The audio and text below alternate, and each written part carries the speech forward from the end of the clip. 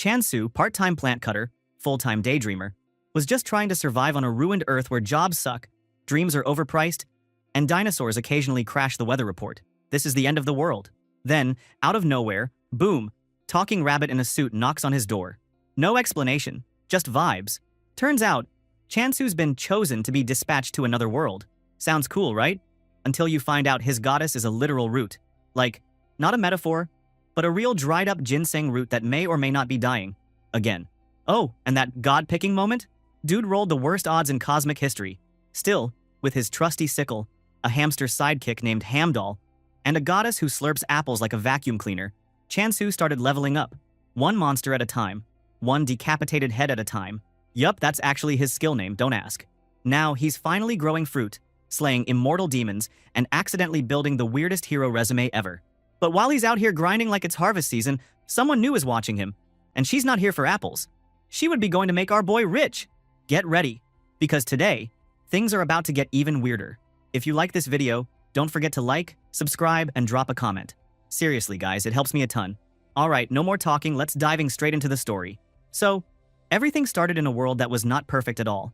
Especially if you liked your daily life free from random dinosaurs and exploding volcanoes.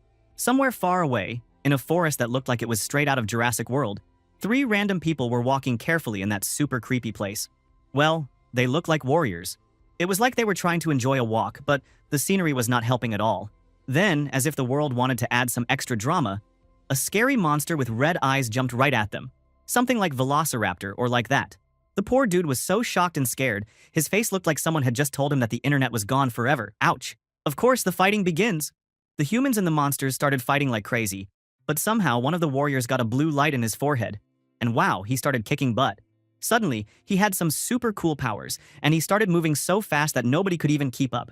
With his sword, he was cutting down those monsters left and right, like a true king of sushi. It was insane. But wait, plot twist. All that wild action was not real. It was just a silly commercial playing on a huge screen in a broken city. The commercial was saying that the Dispatch to the Worlds program was the future, trying to sound super cool. In front of the screen, a young man with brown hair was standing there, daydreaming about being a hero, while that ad yelled, "Apply now," at him. This ad is really sketchy for real, dude. Just when he was lost in his dream, reality hit back hard. Someone grabbed his shoulder. The young man, whose name was Chansu, turned around to see an old man. This old guy looked like fun had disappeared from his life a long time ago. The man started yelling, asking why Chansu was wasting time just standing around when he should be working. Chansu did a quick apologetic bow, but the man just kept talking. He said that young people these days only had weird dreams, and he thought those dreams were just stupid. Then, the man ordered Chansu to hurry up and clear away some plants. Chansu nodded fast. He picked up a little sickle, yeah, his only weapon in the fight to keep his job. He was nervous as heck. It was his first day, and he was already getting noticed for the wrong reasons. Not smart, bro. As Chansu worked, the old man continued to grumble in the background, like a broken record. But suddenly the man stopped talking and stared. He couldn't believe his eyes. Chansu was removing the plants at super speed, like he had robot arms or something. In a flash, all the annoying plants were in huge bags. For once, the man actually looked impressed. He said it was rare to see a hardworking young guy these days, and even told Chansu he could go home early. Wow, a miracle. I hope I can get free time after finishing this editing.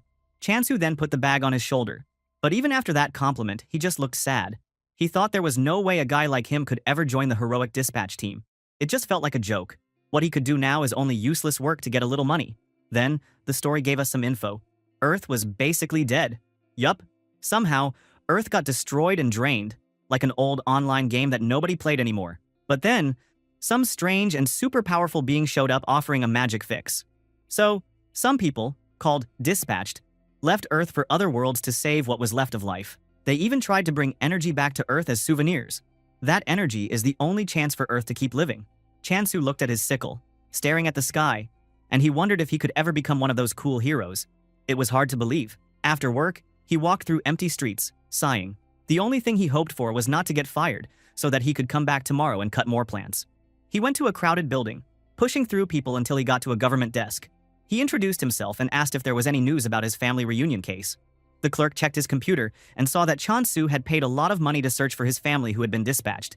But the balance was still not enough. The clerk, with zero chill, told him that they did not work for free and suggested he come back if he ever got enough cash. Chansu started begging for news about his family, even just a hint.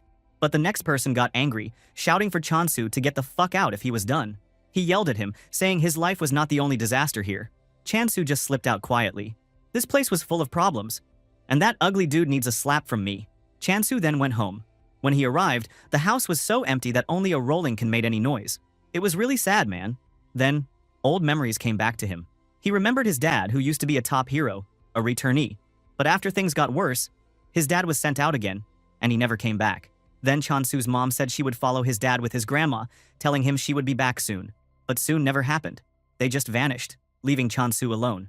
Now, he could hardly remember how their faces looked.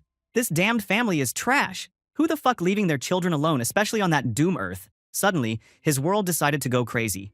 Everything started shaking, and a flash of bright light filled his room. He had no clue what was going on.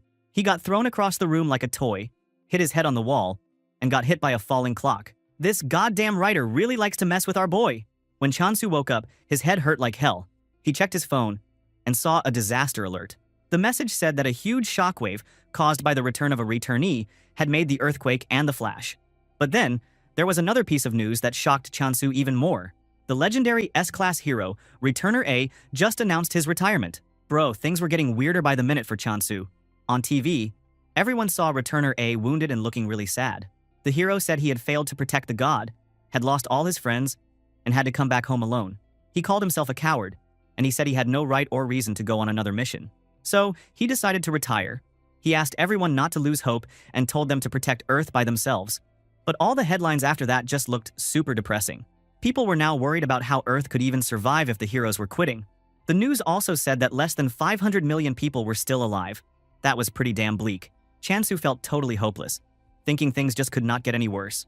Then, out of nowhere, he heard a noise at his door. Weird, right? Who could be visiting him now? He couldn't even remember the last time he had a friend show up. He dragged himself towards the door. And, bro, get ready for this. There was a rabbit in a sharp suit, standing there like a boss and asking politely if Mr. Chansu was home. Chansu thought it had to be the craziest prank ever. But he couldn't handle it, and he fell down screaming, scared out of his mind. Seriously? A talking bunny at the end of a crap day? Nobody would be ready for that. The rabbit was trying his best to calm Chansu down. He told him to chill because he actually had some fantastic news. The rabbit said Chansu had been picked to become a dispatched, kind of like he had just won an insane lottery. Chansu simply stared, thinking this whole thing was some next-level hallucination. Rabbits giving out cosmic missions? Come on, dude. The rabbit totally understood his confusion. He even pulled out an official ID card from the Global Dispatch Support Center, trying to prove everything was real and not just a prank. Then he suggested they go somewhere else if Chansu still didn't believe him. As they walked together, the rabbit guide asked if Chansu had any special talents. He said that most humans usually have at least one cool thing about them. Chansu was brutally honest and said that, as the rabbit probably already knew, he had no special skills for this insane job. In fact, the only thing he was decent at was cutting plants. He joked about being a super gardener, but who would ever want that class in another world? The rabbit looked shocked, and Chansu even asked if the bunny really didn't know that already. But the rabbit guide quickly smiled again and told him that everything happens for a reason, so he shouldn't worry. The rabbit said Chansu was still picked, so it was all good. Chansu felt kinda grateful for the strange support, even if it was coming from a bunny in a suit. Suddenly, he noticed they were standing at the dispatch center. He looked around in amazement and hoped this could really be the big break he needed. The rabbit guide showed him a big, fancy door and said they could go in there to keep talking. Chansu was so hyped that he tried using all his strength to push the giant door, but it didn't move at all. Not even a little bit. The rabbit guide just asked calmly what he was doing, then pointed to a tiny door that was obviously made for rabbits. Chansu looked at it and felt his hope crash and burn. He got annoyed and asked how he was supposed to fit in there. The rabbit said it was easy, but Chansu snapped back that the only reason he could enter was because he was a fucking rabbit. Chansu felt like this whole thing was a joke, and he said he was out of there, ready to go home. But the rabbit guide reminded him that he had failed every test before and was always told he was not good enough to be a dispatcher. The rabbit said sarcastically, "If Chansu really wanted to give up now after being picked, well, that would be super dumb, right?" The rabbit even quoted Chansu's own sad thoughts about second chances, which made Chansu feel pretty embarrassed. So, he finally gave up and got down on his hands and knees, crawling through the tiny door. It had to be the most ridiculous thing ever, and the rabbit kept telling him to hurry up. When Chansu got inside, he stood up and looked around. But get this, the room just looked super normal. No magic, no glory, nothing epic. The rabbit guide told him he had a perfect world ready, and he said there were different worlds for different people. He then talked excitedly about a world called land grabbing. Chansu heard the name and made a face, thinking it sounded just like a cheap mobile game. The rabbit looked nervous and asked if Chansu had heard of it, but Chansu just shook his head and hoped it wasn't some super weird place. Just then, the rabbit's face changed and he grinned big, saying this world was actually the most popular right now. The best news? It was protected by a god. Chansu froze all over. The word God made him remember all the stories about Returner A, who had just crashed and burned on live TV after a god-level failure. The rabbit guide tried to calm him, saying it was totally different this time and there was absolutely nothing to worry about. Sure, dude. That sounded safe, totally. Now the real action was about to start. Chansu carefully asked the rabbit who this god actually was, because he expected some huge important name. But the rabbit explained that, by cosmic rules, the god was always picked randomly, except today was Chansu's lucky day. If he wanted, he could get a special chance to choose his own god. The rabbit pulled out 3 identical cards, like some street magician, and asked if Chansu was ready to pick his destiny. Chansu just stood there, looking at the cards and sweating. He admitted to himself that he had 0 experience picking gods, and he had no idea what kind of disaster might come out of these cards. But the rabbit guide really turned up the pressure. He told Chansu that this was a super rare and 1 in a million chance, and he better hurry up or miss it forever. Chansu finally understood. If he didn't act now, he would totally regret it. So, he picked up his courage, cursed himself a little for being slow, and grabbed a card like it was his last dollar. Boom! Suddenly, in front of him, a giant skeleton monster with purple glowing eyes appeared and started leading a whole squad of zombies. The card showed the words God of Negation and said the chance was 44%. Chansu almost choked, bro. He couldn't believe what he was looking at. The rabbit guide explained, with a totally straight face, that it was just a visual demo, not the real deal. Chansu, still shaking, asked what kind of god gets introduced with a freaky horror movie entrance. He said even the name God of Negation sounded like nothing but bad luck and a sure recipe for disaster. He asked if he could please draw again. The rabbit guide said sure, and Chansu felt a bit of relief. Chansu pulled another card, hoping for some peaceful flower goddess or anyone who looked nice. But no, he got the God of Negation again. This time it was even higher, 45%. Chansu basically lost it. He told the rabbit there had to be some scam going on because how could he keep getting the worst option every time? But the rabbit guide turned scary serious and said there was nothing wrong with the cards. Then, with scary eyes, he asked if Chansu understood what this meant. Chansu took a step back, super freaked out. The rabbit guide announced this was really, truly his last try and told him to pick wisely. Chansu closed his eyes and begged for any miracle. He picked his final card. Suddenly, a warm green light wrapped around him. Chansu opened his eyes and, for once, he got a new card. This time it was the Goddess of Abundance, Giselle, with a crazy rare chance of 0.000000001%. The card's effects didn't sound super flashy, but Chansu felt like he had just discovered gold. He instantly started daydreaming about what the goddess would look like. Probably gorgeous, right?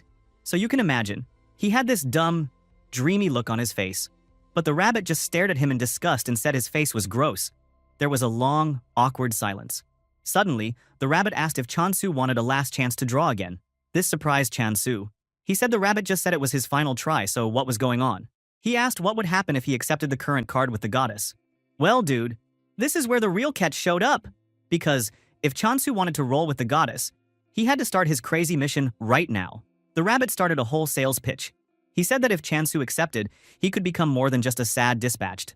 He could climb up to become a legendary hero, a true returnee, and maybe even Earth's #1 savior. Not bad, right?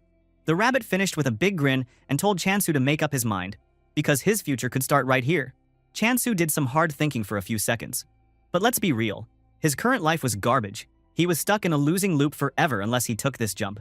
So he decided, time for something new. And just like that, a huge flashy message popped up to say that Chansu was now the official servant of Giselle, Goddess of Abundance, and it was time to meet her. Then, a beautiful lady with long green hair showed up, but her face was hidden in the shadows. Guess the special effects budget ran out right there. She welcomed him as a potential dispatched, which sounded a lot less cool than legendary hero. Suddenly, she disappeared and turned into a card, leaving Chansu lying in shock. He almost wondered if the whole thing was just a dream, but he didn't care anymore. Suddenly, he felt full of fake bravery and ready to conquer everything, just because this mysterious goddess might have his back. He was so pumped up that he looked at the rabbit guide and asked what came next. The rabbit laughed and said it was a good, well, also stupid, choice. The rabbit guide said the adventure was starting right now, but instead of a heroic golden doorway, a big purple vortex appeared. It looked just like a portal to hell, not gonna lie. Chansu started freaking out. begging for a minute to process, but the portal just started dragging him in. He asked the rabbit, with total panic, if they were really going into this angry-looking thing. The rabbit just rolled his eyes and asked how a portal could even have feelings. But Chansu only saw a black hole, ready to eat him for breakfast. Then, something snapped in him, and he decided he was not gonna chicken out. He would show everyone that he wasn't just some loser. As he bravely prepared to step in, the rabbit guide gave him a huge kick. Bam! Chansu went flying right into the portal. He fell, screaming every curse he knew at the fluffy little guide, while the rabbit waved from outside, acting like it was totally normal. The rabbit face is like saying, "Good luck, brave hero." While Chansu was getting tossed into the portal like yesterday's trash, somewhere in the shadows a mysterious voice popped up and asked the rabbit guide why he gave Chansu that green card. The rabbit answered that direct help was forbidden. This is the only way. The mysterious voice blamed the rabbit and said they absolutely could not lose this poor boy. Then the voice asked the rabbit if he was still sticking with his loser god, and the rabbit answered yes, which proved that being stubborn was not just a human problem. Even cosmic bunnies could be weirdly loyal. Now our hero Chansu landed in the new world, but things did not get better. Instead of glory, the system window popped up in front of him with the worst possible news. Dude, that tiny percentage he saw before? It was not about how rare the goddess was. Nope. It was telling him how small her power was. Basically, he got himself a goddess who had the influence of a dying phone battery. Chansu let out an internet-level scream, realizing he had just made the dumbest pick in cosmic history. Nah bro, that stupid-looking rabbit tricked you. For God's sake, never trust a weird talking rabbit. Every manhwa told us that thing is dangerous. Back to our boy. He crash-landed on the ground, surrounded by ruins that were supposed to be his awesome new kingdom. At this point, he just started laughing like a complete maniac, finally understanding just how big of a mess he had thrown himself into. As if that wasn't enough, another system window popped up to remind him that his goddess Giselle had almost no real power, just in case he wanted to feel even worse. He looked around at the sad, broken temple in a dry, dead land and sarcastically wondered if abundance here meant a lot of nothing. Another system alert appeared, officially welcoming him to land grabbing and appointing him as the Apostle of Abundance. His first mission? Secure as much land as possible through territory capture. Chansu noticed the spelling error when calling the goddess and wondered if his goddess was so weak that even the system didn't know it existed. But hey, it was too late to go back right now. He realized he couldn't just sit and mope forever and decided to go explore. Maybe, just maybe, he'd find this amazing goddess. While he looked around the wasteland, something familiar caught his eye. A sickle, lying on the ground like it had been waiting for him. He picked it up and somehow felt comforted, like meeting an old pal from his terrible Earth life. But then, the universe decided to give him a heart attack. A huge creature with scary, glowing eyes appeared behind him. Chansu completely froze, thinking his short adventure was about to end before it even started. He freaked out. How could a monster show up before he even met his goddess boss? He bravely raised the sickle, ready to fight for his sad new life. But surprise! The monster turned out to be a tiny hamster, shaking with fear and looking like its whole world just ended. Chansu looked at the trembling hamster and wondered how something this cute could be called a monster. It looked more like it was about to faint than attack. For a second, Chansu thought maybe the system would reward him for catching monsters, even if they were cute. So he tried to look dangerous, and the hamster freaked out even more, waving its tiny arms and crying. Chansu felt bad for it and decided not to hurt it. After all, who wants to be the guy who fights a hamster? He even admitted it was kinda adorable. The little hamster ran away but then stopped a bit down the path and looked back, almost as if it wanted Chansu to follow. Well, with no better options he did just that, wondering if this was the weirdest tour guide ever. And man, that hamster was fast. Chansu ran after it, worried about what kind of fresh disaster he was headed for this time. The hamster finally led him to a small, beautiful waterfall. Chansu was so relieved, he felt like he'd just found treasure. He filled his bottle with the clean water. Might be the only abundant thing he ever got here. After sitting down to rest, he asked the hamster if it lived there, and even asked if it knew about the goddess of abundance. But the hamster ignored him, busy cleaning its own fur. Yeah, having a real conversation with this tour guide was impossible. Just then, the hamster made a noise like, "Yo, the adventure isn't over yet." So Chansu stood up, ready for surprise number 294. This time, the hamster led him to a massive ancient tree. Chansu stopped for a moment to admire it, until he realized the tree was completely dead. It looked just like the sad trees back on ruined Earth, but somehow, he felt like stepping on something, and saw a weird thing sticking out of the ground near the tree's base. When he checked, it was a shriveled old ginseng plant. He wondered why anyone would leave a plant like this in such a hopeless place. Suddenly, the hamster freaked out as if it had seen a ghost. The hamster held that poor ginseng and cried like the world was ending. Chansu joked, asking if the root was the hamster's best friend or something. Just then, a system window popped up, congratulating him for finding the god of the region. Chansu looked around in total confusion. Where the hell was this goddess he was supposed to find? The hamster started attacking his foot, really trying to get his attention. Chansu got annoyed and told the hamster he was busy searching for a god right now. The hamster only screamed louder and tried even harder to let him know that something big was going on. The hamster acted like he was some sort of god and then pretended almost to die. Not gonna lie, that was pretty cute. Finally, Chansu realized he might actually understand what the hamster was trying to say, but was it possible? Was this what he thought it was? As he stared at the withered ginseng root, a thought hit him hard. Could this dried-up veggie actually be the goddess herself? No way, he tried to convince himself. He was promised a goddess of abundance and beauty, not some ancient plant that looked straight out of grandma's kitchen. But then, the ginseng root started to glow with a faint green light. It reminded him of the goddess image he had seen, and then the hamster pointed out a tiny warning below the picture. This image may differ from the actual product. That was one hell of a fine print, dude. Chansu dropped to his knees, realizing the universe was calling him a massive idiot. Only now did it hit him. The game wasn't random at all. The whole thing about percentages and land grabbing explained the power of every god. More land, more influence. Simple as that. He had waved off the God of Negation cards, thinking they were just a glitch, but they were actually literal tickets to mega power. Bro, he could literally be like Sung Jin Woo from Solo Leveling. He figured his goddess, Giselle, must have been so weak from losing all her lands that she was basically a dried-up plant now. He wondered, shaking, why she wasn't even awake. Then, a truly scary idea popped into his head. What if stepping on her by mistake had finished her off for good? Panicking, he went with the world's oldest plant care trick, water. He poured some water over the root, and it started shining stronger, so Chansu thought he was an absolute genius. He poured even more water, totally ignoring the hamster who was freaking out, trying to stop his waterfall attack. Suddenly, the ginseng root spoke. At first, the voice sounded happy about the water, but right away it switched to panic. The goddess complained that she was about to drown, screaming for help. Chansu finally stopped before he drowned his boss in the first meeting. Suddenly, the goddess woke up, and Chansu cheered like he had just won the lottery. Bro, forget a second ago that veggie almost died because of him. Chansu introduced himself, showing off his sweet new title as the Messenger of Abundance. But the excitement crashed fast. His precious goddess, Giselle, could barely move. What was he supposed to do with a goddess that just sat there? As usual, the system popped up to help. It told him he could use skills to become stronger. Chansu was shocked. He had skills? He checked them and found one called Blessing of Abundance. Sounded nice, probably for helping things grow, but then he saw a sub-skill called Decapitation. That name alone gave him chills. Was this about chopping off heads to spread abundance? What the actual heck, man? So he asks the goddess what this decapitation thing is, and somehow the goddess uses her scary face and points out that, as its name, it's for chopping heads. Chansu tried to calm his freakout and guessed maybe the goddess was into farming. And maybe, just maybe, the decapitation skill had something to do with animal butchering or harvesting. He spotted the little hamster and in his panic thought maybe he had to use the skill on it. Poor guy. He actually apologized to the hamster, then lifted his sickle in the air like a maniac, thinking he had no choice. But just before he could do something totally dumb, the goddess acted fast. She literally slapped the hamster out of his way, saving it from becoming hamster sushi. Chansu defended himself, saying he didn't want to do it, but he thought he had to because of abundance. Super lame excuse, bro. The hamster was now shaking and hiding behind the goddess for safety. Then it got scary. The goddess and hamster both screamed and pointed behind Chansu. He turned around and saw his real problem. A giant monster made of black slime with two evil glowing eyes. Now that was a real threat. Both the goddess and the hamster were paralyzed with fear. Chansu realized how wrong he'd been. This was the enemy, not the little hamster. Even though he was terrified, he held onto his sickle, ready to give it his best.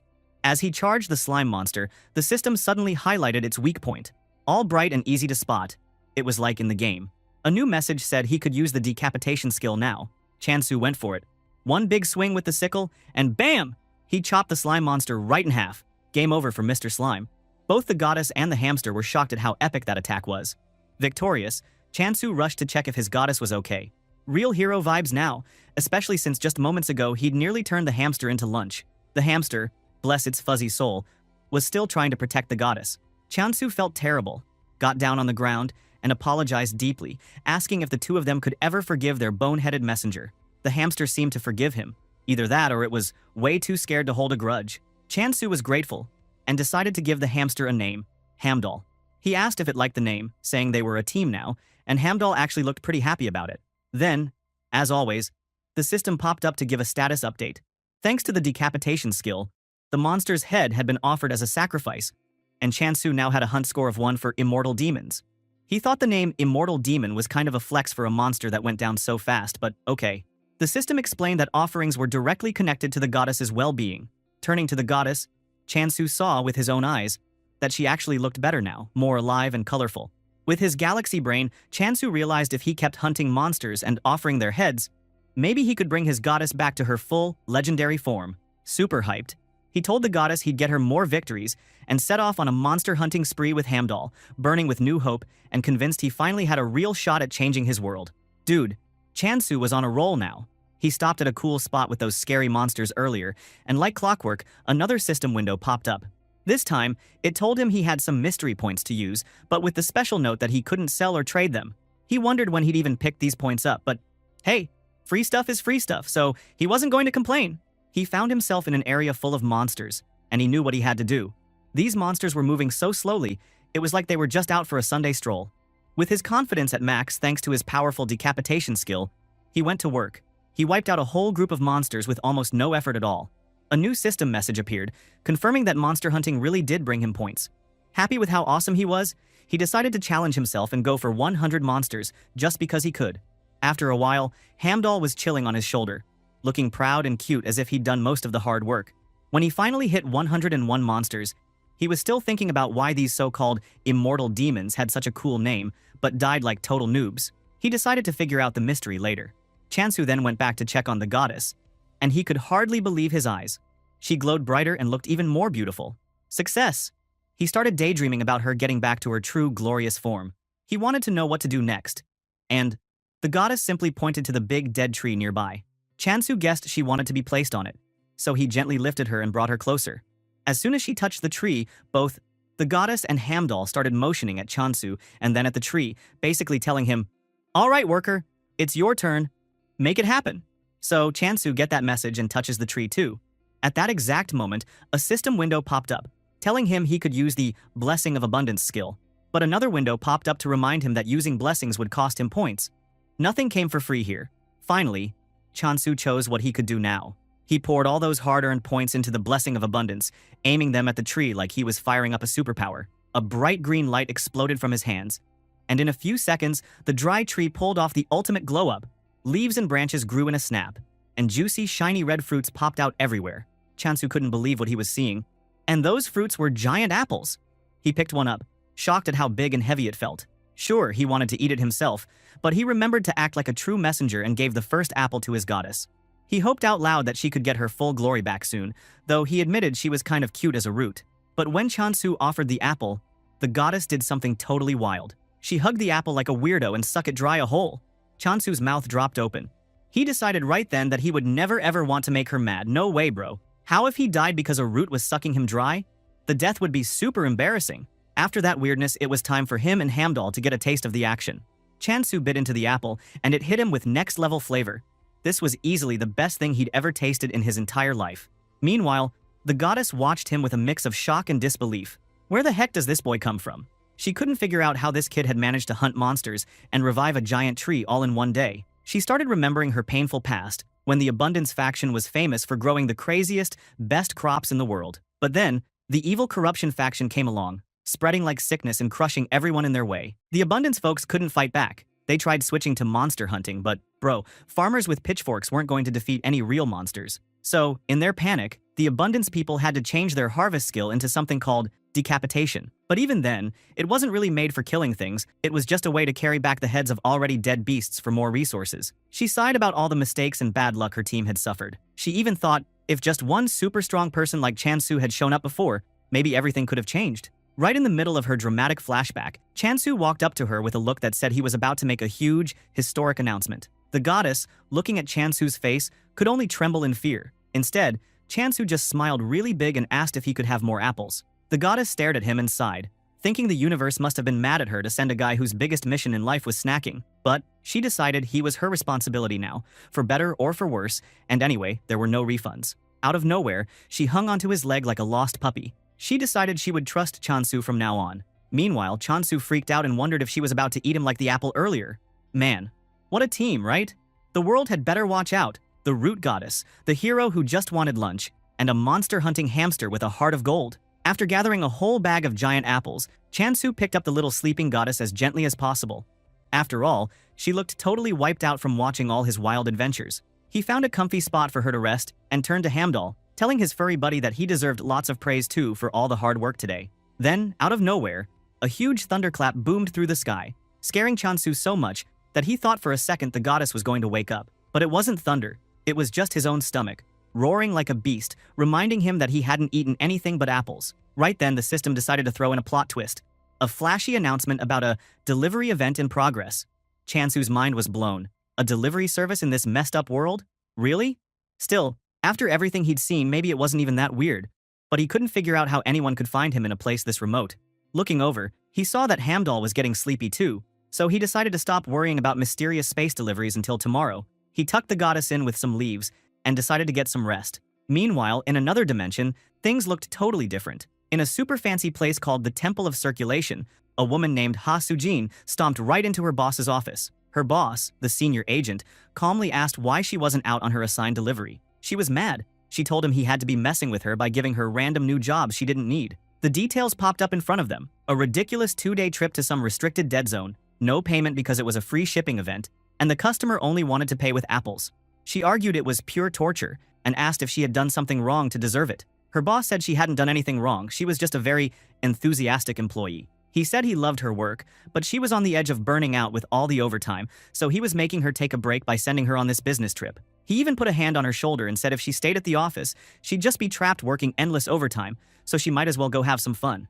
She knew the truth. No one else would ever agree to do a delivery to a place like that, and her boss just laughed and said maybe she'd find a hidden world or something cool on the job. He wished her luck, and Sujin agreed to go, grumbling about her bad luck under her breath. Looking at the insane order list, she wondered why one guy in a forgotten block needed so much stuff, but she clenched her fist and promised herself that, if this trip were useless, she was going to kick the business partner. Back at Chansu's place, life was basically an apple party. Chansu spent his day having a blast with Hamdall and the goddess among the mountain of apples they had picked up. Hamdall was trying not to laugh, but Chansu caught him and started teasing him for secretly eating their only currency. He reminded Hamdall that they needed these apples to trade. Chansu didn't want to mess up his first ever business meeting. He wanted to look professional, not like a hungry bum. He remembered what he had learned about this world. Everything was split up into areas called blocks. Each block was cut off by barriers, and moving between them probably cost a stupid amount of cash every day. His little block was so cut off that the nearest village was a week's hike away, which meant he and the goddess would likely live on apples forever. That's why the delivery service showing up in just 2 days was basically a miracle. Chansu had no idea how they'd find him, but he was really hoping his sleeping bag or even a bed would finally show up so he could start living like a king. He even ordered a comfy pillow for the goddess, hoping that, if she slept well, she'd be less likely to eat him in a rage. Suddenly, Chansu noticed something. Lately, the monsters had started showing up on their own, almost like they were being delivered too. It fit his theory that the monsters were immortal and just kept respawning. So, Chansu figured he might as well clean up the mess before his visitor arrived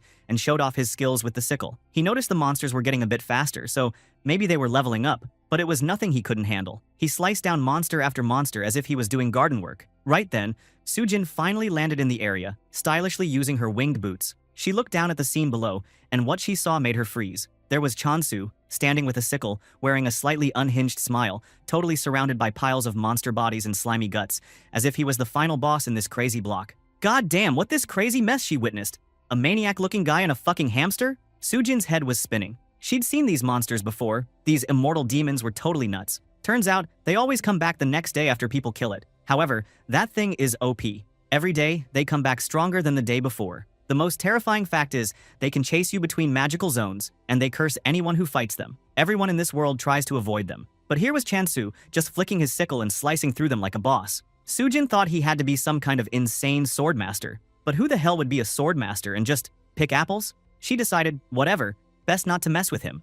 Bro, I love how everyone misunderstood the other one. After the monster slaying, Chansu walked over to his apple tree, not knowing at all that Sujin was still watching him, and totally freaking out. He checked the green system window hanging in the air. Hamdall was chilling on his shoulder as usual. Chansu grinned because he got more points than yesterday. At this rate, he figured he could make 100 apples a day, since each one only used 1,000 points from the magical system. Turns out, this place was the perfect jackpot block for growing stuff. Suddenly, Sujin landed and tried her best to look professional, pulling off her best business smile. She announced her name and said she had a delivery for him. Chansu wondered how she had found him easily, but Sujin just hinted that the big monster massacre scene made him hard to miss. In Sujin's mind, she decided, one more time, not to let her guard down with this strange apple farmer. But then she saw Hamdol, who was just sitting there looking all wobbly and adorable, and everything changed. The tough business lady almost lost her cool. She just wanted to snuggle that cute hamster. While Sujin struggled to keep it together, Chansu was like, "Are you okay?"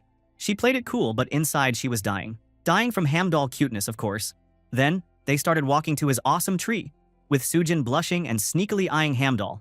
As soon as they reached the tree, she was blown away by how big and perfect the apples were. She took one, still thinking, it's probably just for show. It can't taste good, right? She took a huge bite, and bro, that apple exploded in her mouth, flavor everywhere. Sujin was instantly hooked and thought, these are worth a fortune. Then Sujin pointed out that Chansu's prices were way too low, like he could be making at least 10 times more per apple. Chansu almost fainted at the huge number. 20,000 gold per apple? Hamdol shrieked too. Sujin even said, if you sold them at a fancy department store, you could charge 30,000 gold each. Chansu was shocked but happy. Turns out he was sitting on an apple gold mine. Sujin, being honest and maybe a little scared for her life, helped Chansu with a fair contract. In her mind, Chansu is a hidden swordmaster, and he was testing her to see how greedy she was. Not wanting to skip a chance to be friends with a strong swordmaster, Sujin tried her best to be fair and kind. Hearing Sujin's words, Chansu was grateful for her honesty and decided he wanted to keep working with her for a long time. They signed and shook hands. Then Sujin gave him his order: seeds, food, cooking tools. But the big moment was when she pulled out a nest with some big cool eggs. Those eggs are special demon fangs. It could hatch to be a good farming familiar. But she said, well, Chansu probably doesn't need it. He already has Hamdol after all. Chansu instantly shook his head. Hamdol is not his familiar. This cute hamster is just a monster to him. Sujin said sorry for the misunderstanding and explained if you pour blessing points into the egg, you can grow a powerful familiar monster, but warned not to overdo it or it might break. Chansu was interested and decided to try it later. They sorted out the apple delivery details. Chansu could only provide 50 apples each day since he planned to grow another crop. They then said goodbye as Chansu started planning his farming future. After that, Chansu looked super happy. He checked out all his new stuff: food, tools, and every essential he needed. The goddess rested in style on her new pillow, looking cozy. Chansu thanked the goddess for everything and noticed she enjoyed the comfy new life, but suddenly hugged the eggs. Chansu knew the goddess wanted to have a familiar, so he started checking out the system. Damn. To make a familiar, he needs a lot of points. That made our boy chills. Damn. He needs to kill a lot of monsters to get this many points. But never mind, he smiled. At least he knew with the goddess and Hamdol, everything gonna be fun. Meanwhile, back at the Circulation Trading Company, Sujin and her boss, the senior agent, sampled pieces of Chansu's apples. The senior agent started analyzing who Chansu was, guessing he was maybe some powerful apostle or even a future swordmaster, since he defeated so many immortal demons and only used a sickle. Sujin and her boss then started fighting over the last slice of apple like little kids, showing that everyone really loved Chansu's magical fruit. That night, Chansu poured some magic points into his familiar eggs. As the energy glowed, Hamdol and the goddess got excited. The egg shook so hard it cracked open, and suddenly a bright light filled the room. Chansu got really excited. He wondered what the SSS rank familiar he would get. And what did he get? Out came a fluffy, slightly oversized yellow chick. The little dude tried to look cool, but still just looked like, well, a baby chicken. Chansu stood there frozen, feeling both ripped off and confused. He dumped 120,000 magic points into this thing, expecting something legendary to pop out. All his points, and it was just a chick? He wondered if he should just raise it for a tasty meal. He tried not to get attached, so he gave the chick the most basic name he could, Ari, which, bro, is just a shortcut for chick in Korean. But the show wasn't over. The second egg started wobbling and then broke open with a flash. He prays so hard to get at least a decent familiar to be a worker. But, well, Chansu is not a lucky guy. This time, a tiny pink piglet popped out, wearing a piece of eggshell on its head like a hat. Chansu sighed and named this one Doji. And then, he just collapsed in a drama cloud, thinking about his bad luck. 2 familiars, and both were food animals. He was starting to think the system was trolling him, big time. Now, if you thought these new guys were just regular animals, you'd be wrong. As the moon shone, Ari and Doji Times went and met the goddess of abundance, Giselle, who was sitting on a rock. Turns out, these two were actually special, her old loyal followers. They bowed and greeted her respectfully, feeling bad for failing her in the past. They also promised to make her regain her beautiful true form. The goddess thanked them, but warned to be careful, because her new apostle, that's Chansu by the way, didn't know who they really were. If he thought they were useless, he might sell them, or, worse, eat them. The goddess told her buddies to work hard at looking cute and useful until Chansu understood the truth. Poor Ari and Doji were shaking with worry. especially when they remembered the way Chansu had looked at them earlier, already planning out side dishes. They decided for now, it was best to just stay in his good books. The next morning, Chansu started his day like every day, with some sickle-swinging monster cleanup. He was up early, saying good morning to all the immortal demons, even if he was about to slice them up. Ari and Doji watched from behind some ruins, horrified at the wild way Chansu used his decapitate skill. They started worrying he was actually some kind of monster, and Ari remembered how Chansu stared at them like they were lunch. Now they were sure their master might eat them if they slipped up. When Chansu finally finished fighting, he turned to find Ari and Doji standing in front of him, both looking extra cute and trying way too hard to look friendly. Ari wobbled along with Doji, saying, "Thanks for your hard work, Apostle, and good morning," while giving him a towel. Chansu said thank you and gave them some apples to eat. Doji dove face first into a plate of apple slices that Chansu offered, while Ari tried to act cool and smart. Looking at the pig eating apples, Chansu just smiled and said he remembered a trend when people gave pigs fruit to make them tastier. He wondered if Doji would taste better afterward. Hearing that, Ari was shaking like crazy. He ended up panicking about Doji turning into apple-flavored meat and urged him to stop eating. But that pig wouldn't stop. Chansu tried to give Ari the same apple, but he tried his best not to eat it. Especially since, how the fuck did Chansu give him an apple worth 500 points, the normal amount an apostle earned in a day? No, he wouldn't fall for it. But when Chansu poured some grains, Ari couldn't stop himself. His body suddenly went to the grain and started eating, while still shaking like crazy. In the end, his instinct to eat overcame his instinct to survive. He secretly promised himself not to become fried chicken. Not today. Later, Chansu gave a quick farming class to his new team. Doji would dig up the ground, Ari would plant the seeds, then together they'd water and use the goddess's blessing. When it was time to harvest the first black beans, Ari tried to sneak off and collect the shiny beans just for himself. Chansu caught Ari and reminded everyone that the first fruits had to go to their goddess. Giselle, as usual, shoved them down in the most terrifying, hungry goddess way possible, and Chansu told himself he'd never get used to watching her eat. He then started to give his familiar this new crop. He noticed that Doji always ate a lot, and now Ari was eating way more than he expected too, probably stress eating from all the fear, honestly. Even Ari was exhausted from stuffing himself. In the end, Ari was crying with his big belly on the ground. He was doomed. Who knows how black beans are one of his weaknesses. Meanwhile, way over at the fancy department store, the senior agent was getting the Emperor apples ready for sale. He put the apples from Chansu in fancy boxes, used gold dust, everything, but nobody wanted to buy them at 200,000 gold a pop. It was like a gold-plated fruit no one could touch. Well, he chose to make the high-quality apples from Chansu into this super fancy stuff. After all, once they tasted it, they would understand how good this apple was. Straight out, the best apple you could ever eat! But looking too much zero from the price, everyone started to gossip and wonder who the fuck wants to buy that thing. But suddenly, a man just rolled up, tried one apple, and instantly bought the entire batch. The crowd went wild. It was super famous Rohan, the legendary swordmaster. The senior agent stared in shock, realizing this was a massive deal. Having a celebrity gobble up all your apples on the first day? That's the dream, dude. Rohan happily munched his apple, calling it delicious, while the crowd buzzed like crazy. Bro, Rohan is doing a free endorsement right now. So, after the legendary swordsman Rohan bought up all the Emperor apples, the people at the department store and the trading company went absolutely nuts. The senior agent looked like he was about to lose his mind, pulling his hair out as the news spread everywhere. This is the food Rohan ate to become strong. People were asking the silliest questions, like if eating apples could turn you into a swordmaster. The senior agent was shouting into his phone, saying, of course not, but nobody was listening. Orders for apple boxes blew up overnight. It was Apple Mania. Meanwhile, back on the farm, a whole week had passed for Chansu in this new world. His life was honestly kind of great now. He was out cooking, rocking an apron, and getting lunch ready. He chopped and fried up some potatoes like a pro. Doji the piglet waddled over, putting on the biggest, cutest feed-me eyes ever. Chansu joked that Doji couldn't possibly be hungry again, but in the end, he just gave in and offered him some food. It's impossible to say no to a little pig looking at you like that, bro. Suddenly, Sujin showed up. She was super excited to see that all the familiars had hatched, and honestly, she couldn't stop herself from thinking about how adorable they all looked. But this sudden arrival made all the familiars shocked. They instantly huddled together, thinking they had to protect the goddess from outsiders. They needed to hide the goddess. Meanwhile, Chansu, oblivious as ever, just smiled and asked Sujin what brought her to his block. With a big grin, she told him the news. The apples had completely sold out at 200,000 gold each for 2 days straight. Chansu nearly fainted. He did some quick math and realized, with his slice of the profits, he could be raking in millions a day. He even started dreaming of becoming super rich, playing the rich kid with the goddess and the familiar. He could gain 1 billion won in a year. With all the money, maybe finding clues about his lost family is not impossible. He looked at Sujin and wondered about those big sale commissions. After all, he knew all of this was just a bubble and, in the end, the price of apples would fall. It was impossible for people to keep buying apples for 200,000 gold forever.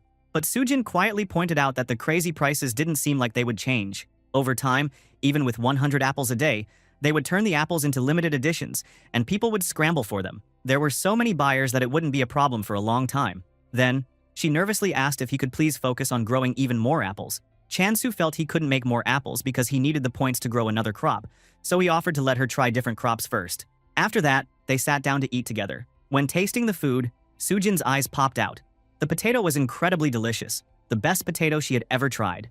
Chansu served up perfect potatoes, and Sujin was blown away again. She thought the fries deserved a spot on a restaurant menu. The sweet potato, the one Doji liked the most, was also very good. It was sweet and fragrant. Meanwhile, she hugged Hamdal tight, almost forgetting about business because of how cute he was.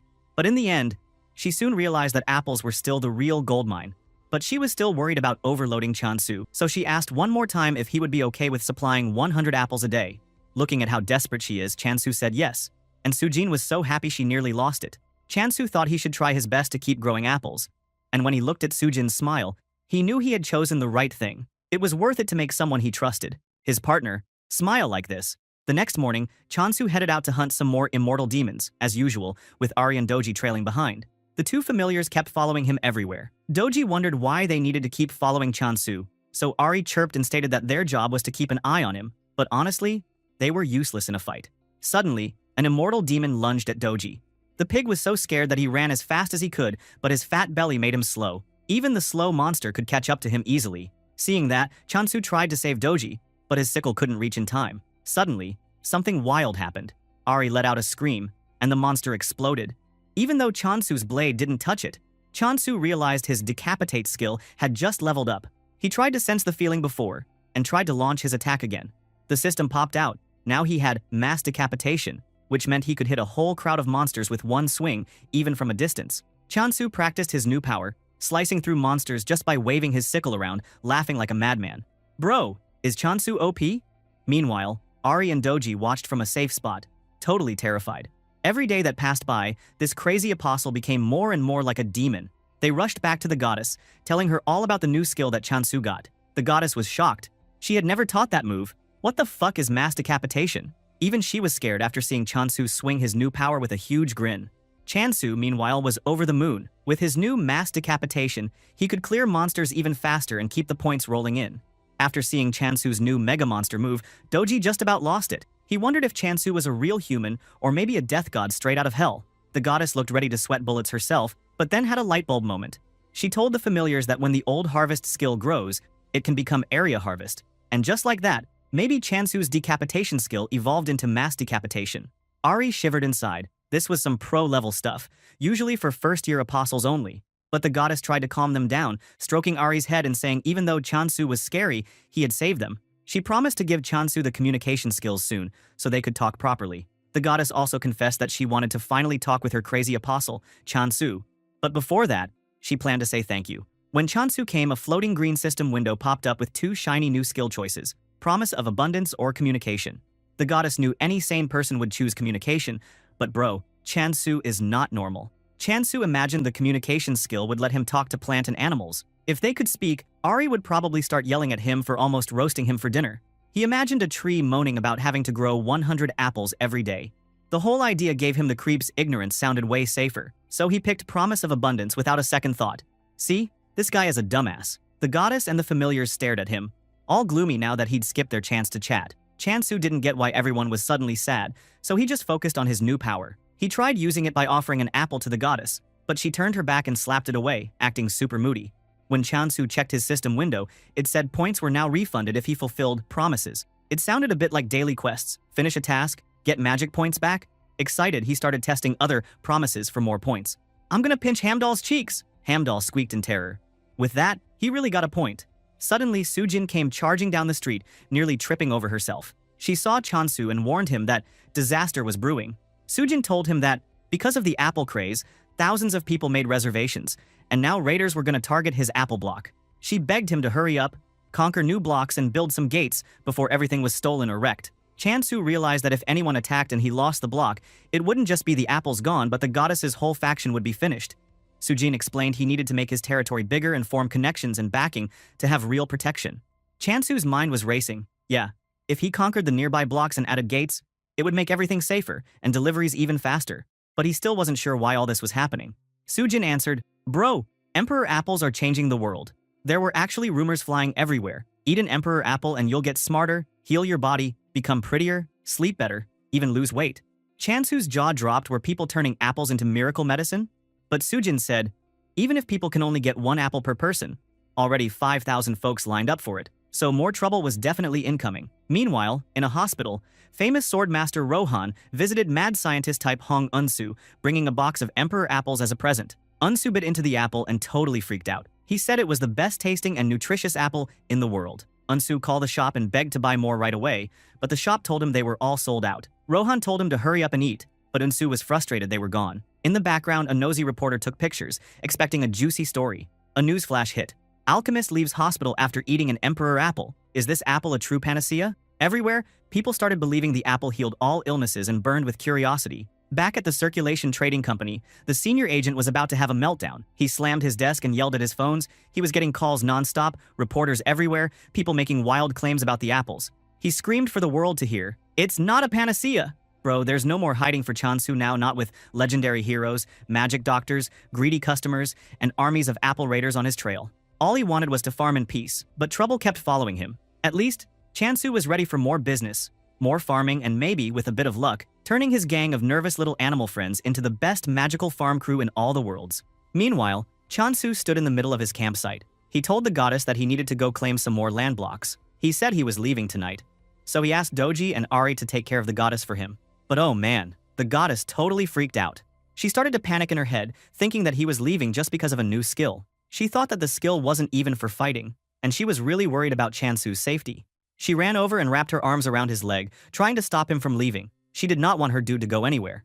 Chansu looked down and got a weird idea. He thought the goddess was just hungry. He remembered he only had potatoes and black beans. Not bad, but nothing super tasty for protein.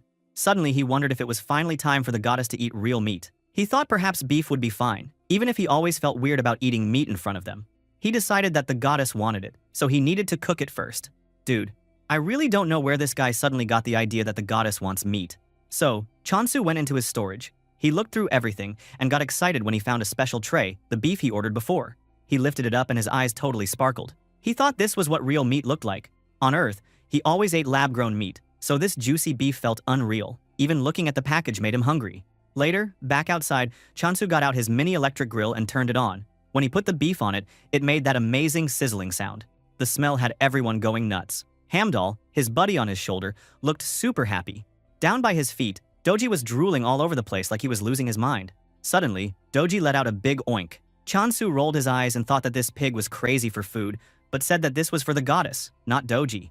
But somehow, looking now, the goddess was almost rampaging around, and if she had a hand, she would slap Chansu in the face. The dude is too stupid to understand her.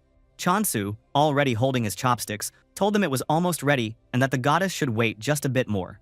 When the meat was cooked, Chansu offered the first bite to the goddess. She looked at it with big sad eyes, and then, crap, she slapped the meat right out of his chopsticks. It flew into the air and fell on the ground. Chansu just stood there, totally shocked. He wondered to himself if the meat was bad or something. He even worried that maybe the goddess was mad at him. To check, he took a bite himself.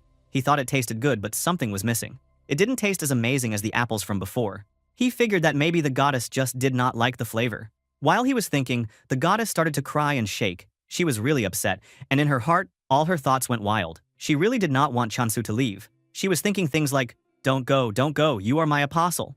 Chansu saw her so sad, so he went down to his knees and gave her a gentle smile. He promised that he would find her the best meat ever if she waited just a bit longer. Ari and Doji just stared at them, not getting what was happening at all. Poor dudes, they were so confused. Later that night, Ari and Doji were passed out inside some old temple ruins because they ate too much. Even in their sleep, they were saying silly things like they couldn't eat anymore.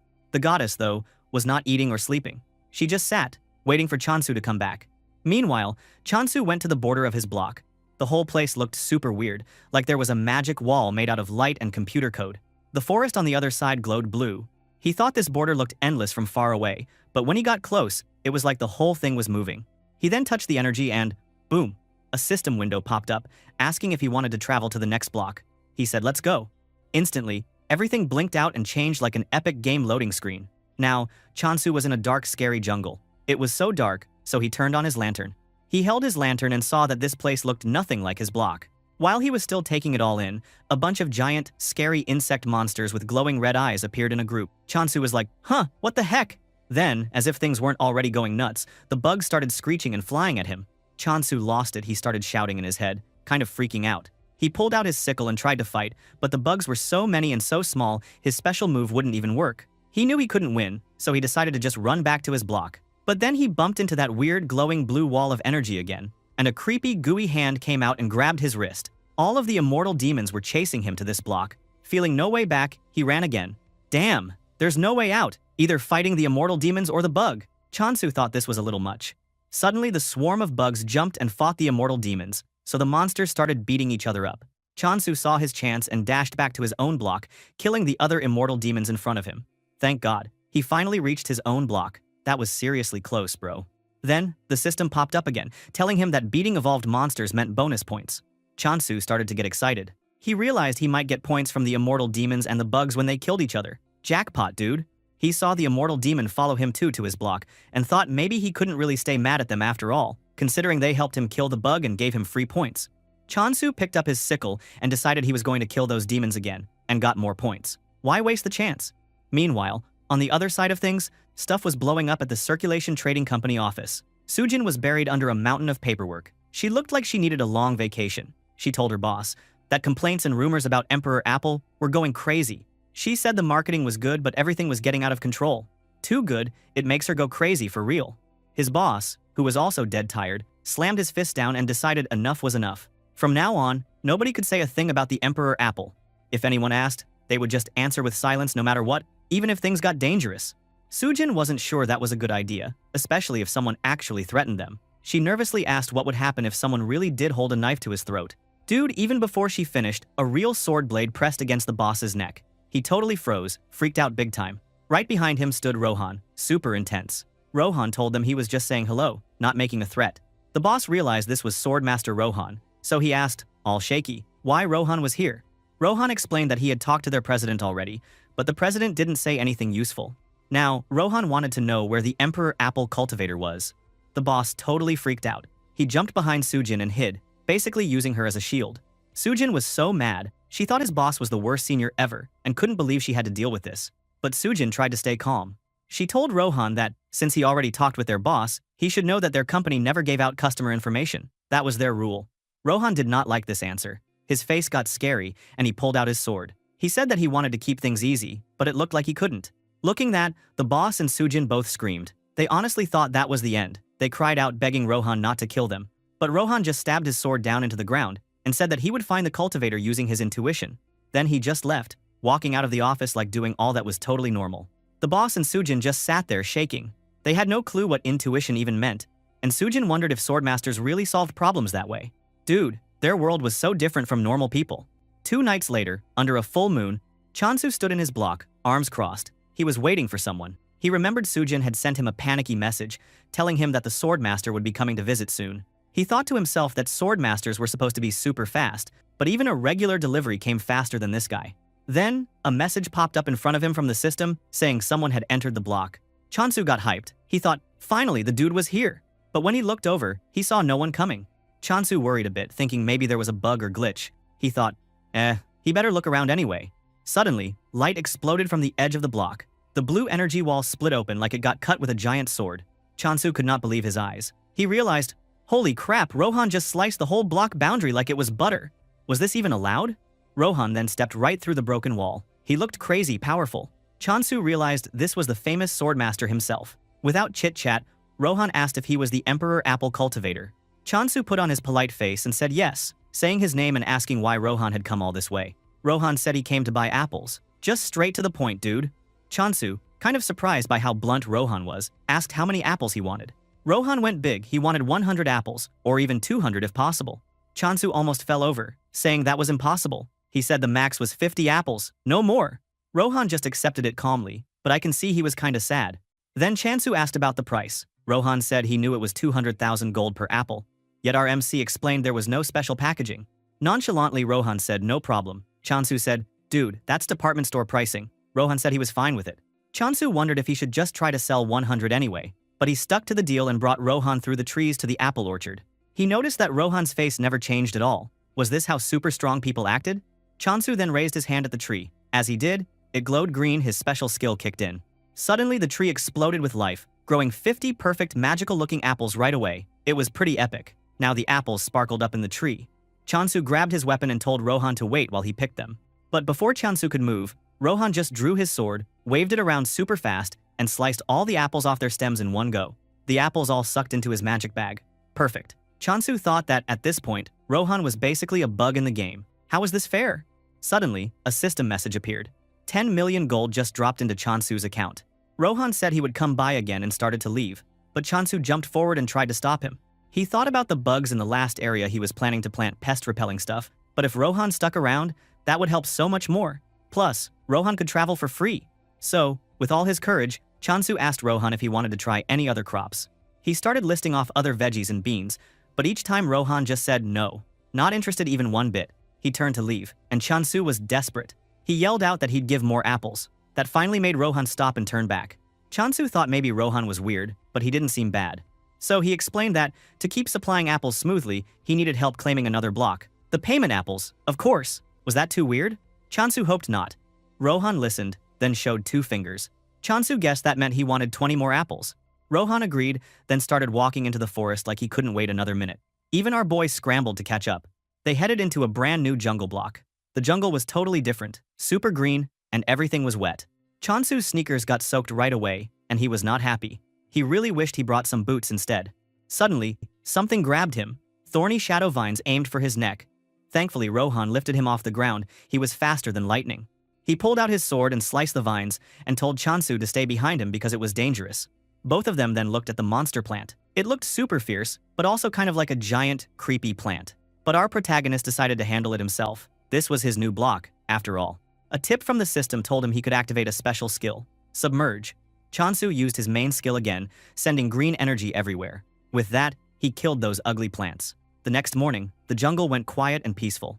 Sujin arrived, totally soaked, and complaining about her shoes getting trashed every time she came here. She said there was no way she could build a regular gate herself.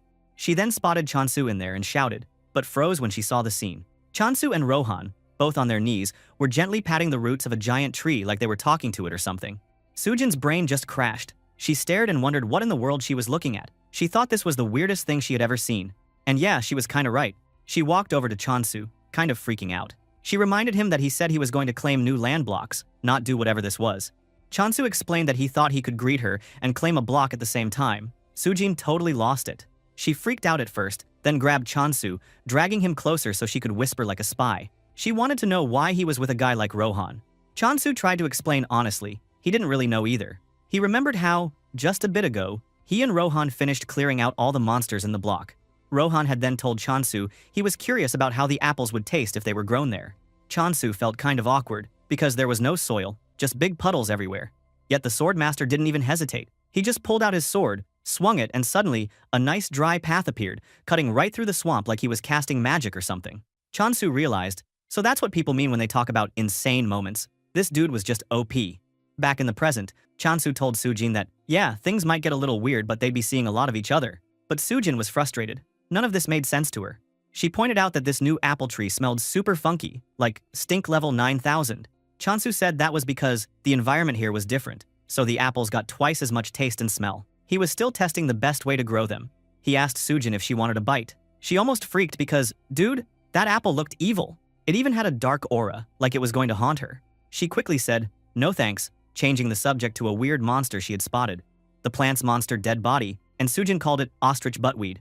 It looked like a giant ostrich that only moved at night and was really tough to catch, and she was shocked Chansu caught it by himself. Chansu confirmed he did, and Sujin was impressed but wanted to make sure Rohan didn't help. Chansu said nope, it was all him. Suddenly, Sujin grabbed Chansu's wrist with a grip like iron, demanding that he sell those monsters because they were worth a lot. Chansu just screamed in pain and quickly agreed to sell them before she broke his hand. Sujin let go, cheering, while our boy nursed his sore wrist, praying nothing was broken. On the side, Sujin couldn't help but admire Chansu. She thought to herself that he was amazing, good at fighting, farming, and now even had Rohan as a friend.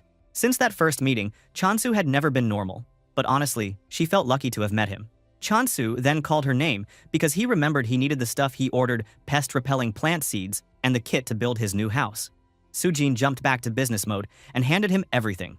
Chansu rushed to use them, and right in front of her, a cute wooden house just poofed into existence. Then a whole field of yellow and white flowers exploded out of the soil, the pest-repelling plants. The system even described them for her. Sujin just stared, totally lost, whispering to herself, how the heck did he grow all this instantly? What kind of person is he? Jump forward 10 days, bro. By now the goddess of abundance, plus Hamdal, Ari, and Doji, were shaking their butts and dancing around even though the new shrine was kind of shabby. Everyone thought it was a special day. Chansu was ready. He hit yes on a big system window, and bam, a flash of gold. The block was finally owned by Team Abundance. Chansu and all his familiars cheered together, doing a victory dance. Chansu was super proud. He explained you needed to buy all 100 tokens to own a block, with a limit of 10 per day. So it took him 10 days, and now he was a real landowner. That felt good for him, because in the old world he could barely rent a tiny apartment. Now, with ownership, some new features unlocked mainly. The block attribute system. Chansu studied his options. Depending on the land's nature, you could give your block special powers. This jungle was a perfect match for the goddess, so he had to choose between growth and death. Dude, obviously growth was the better pick. He figured it would help the goddess get stronger too. He chose growth, and a burst of magic covered the whole block. He looked around, and the grass got a little greener, but not much else changed for now. He noticed the goddess and her friends, though, were looking way cuter than before, all sparkly and adorable. Bro, I want to hug them all. Anyway, checking the system, Chansu saw that the growth attribute boosted the plants, the animals, even his skills. Then his eyes popped out. One line said, spawned monster growth. That made his heart sink. Not good. Back at the monster spawning grounds, a bunch of shadowy undead demon monsters appeared. Because of the new growth skill, even the monsters were getting stronger. Our boy thought there was good news and bad news. Bad news, the evil monsters got an upgrade. Good news for now, Chansu was still strong enough to deal with them. The cool part? He got even more points from defeating the supercharged monsters, so it wasn't all bad. After fighting the monsters, Chansu was tired but happy with the extra points. But when he turned around, Rohan was behind him again. How did this dude keep sneaking up on people? Chansu complained that Rohan was supposed to drop the formal talk, but Rohan was still getting used to talking casually. Chansu was shocked. Rohan came back for more apples already? And he worried a bit that Rohan would literally die from eating too many apples every day. He then told Rohan that apples tasted a bit different since the new block upgrade and let Rohan try a sample for free. At the same time, the goddess and her familiar squad were having a chill picnic near the apple tree. Everyone looked super happy, like life was finally good for once. Suddenly, Chansu and Rohan walked in, and Chansu was surprised to see everyone there. Looking at outsider, everyone tried to hide and protect their goddess. Ari, the chick, got a crazy vibe from Rohan and thought he might be some kind of psycho butcher. Rohan took out his huge sword, which nearly scared Ari out of his feathers. But right when it looked like Rohan was about to swing, Chansu ran and tried to protect everyone. But that damn swordmaster actually just chopped apples off the tree, super smooth and fast, like always. Chansu's head almost exploded. Would it kill him to just give a little warning before swinging that giant blade? Looking at the apple, Rohan realized this block definitely had the growth attribute. He told Chansu he wanted to stay and train here, and he would pay for it. Chansu, who loved money, asked how much, and Rohan gave a very exact, random-sounding amount, almost 10 million gold a month. Chansu looked shocked, then super greedy. He shook Rohan's hand like a madman, eyes turning into dollar signs. He shouted that Rohan was now his best customer ever. Chansu even got a little emotional, one tear rolling down his face while Hamdal sat on his head. He thought, dang, Rohan must be loaded, and he guessed it's true that buying all those apples meant nothing to him. Still, Chansu heard training and imagined Rohan literally blowing up the whole place like a natural disaster. But Rohan was like, bro, chill.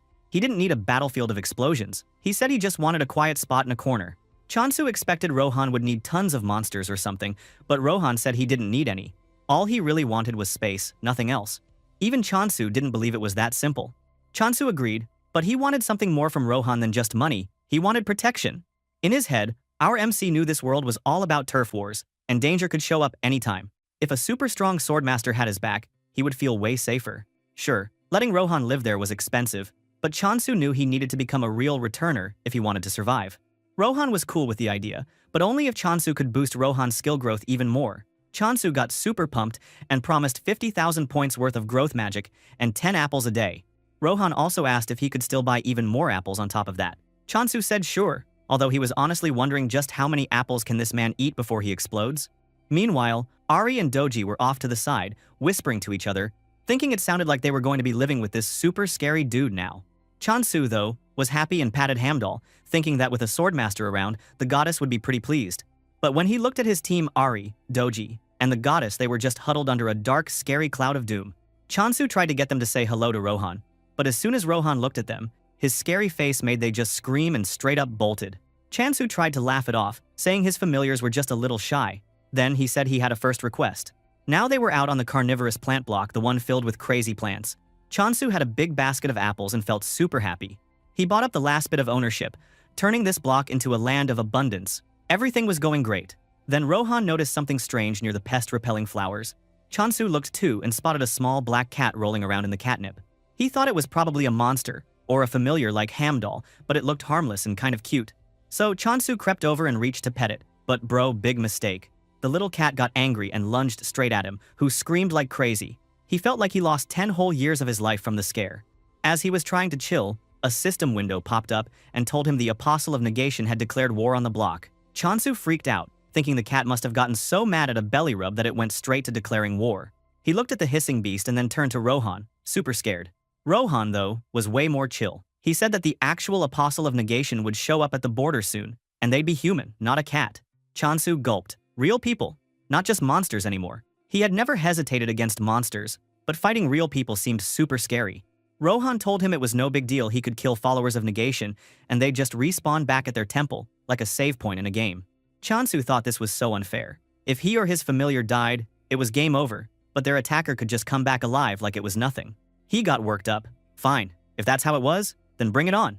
He asked Rohan to help. Of course, Rohan said he would if needed, so Chansu got ready. There, a swirling blue portal opened up at the edge of the block, and an army of skeletons marched out, followed by 3 humans. One of them yelled for the cultivator of the Emperor Apples to show himself. Crap, dude, this was a real turf war now.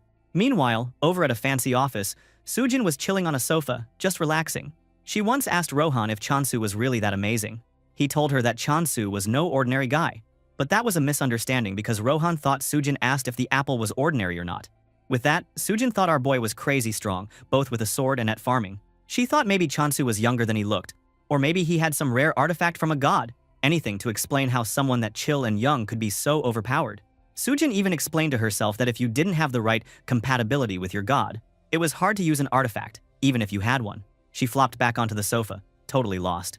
She joked, what's next? Is Chansu going to say he lives with a swordmaster? Just then, something wild happened. Someone rushed into the door and make a loud bam. An alchemist in a white lab coat, looking super stressed, stormed over and yanked a test tube with pink liquid out of Sujin's bag. He was Rohan's friend in the last episode. Glancing at that freaky man, Sujin was totally confused, then realized the man was looking the ostrich rumpweed sap Chansu had hunted earlier. The alchemist was freaking out, asking where she got it. Sujin just froze, then started bawling. She thought, dude, what weird thing is going to happen next? Anyway, back to our MC.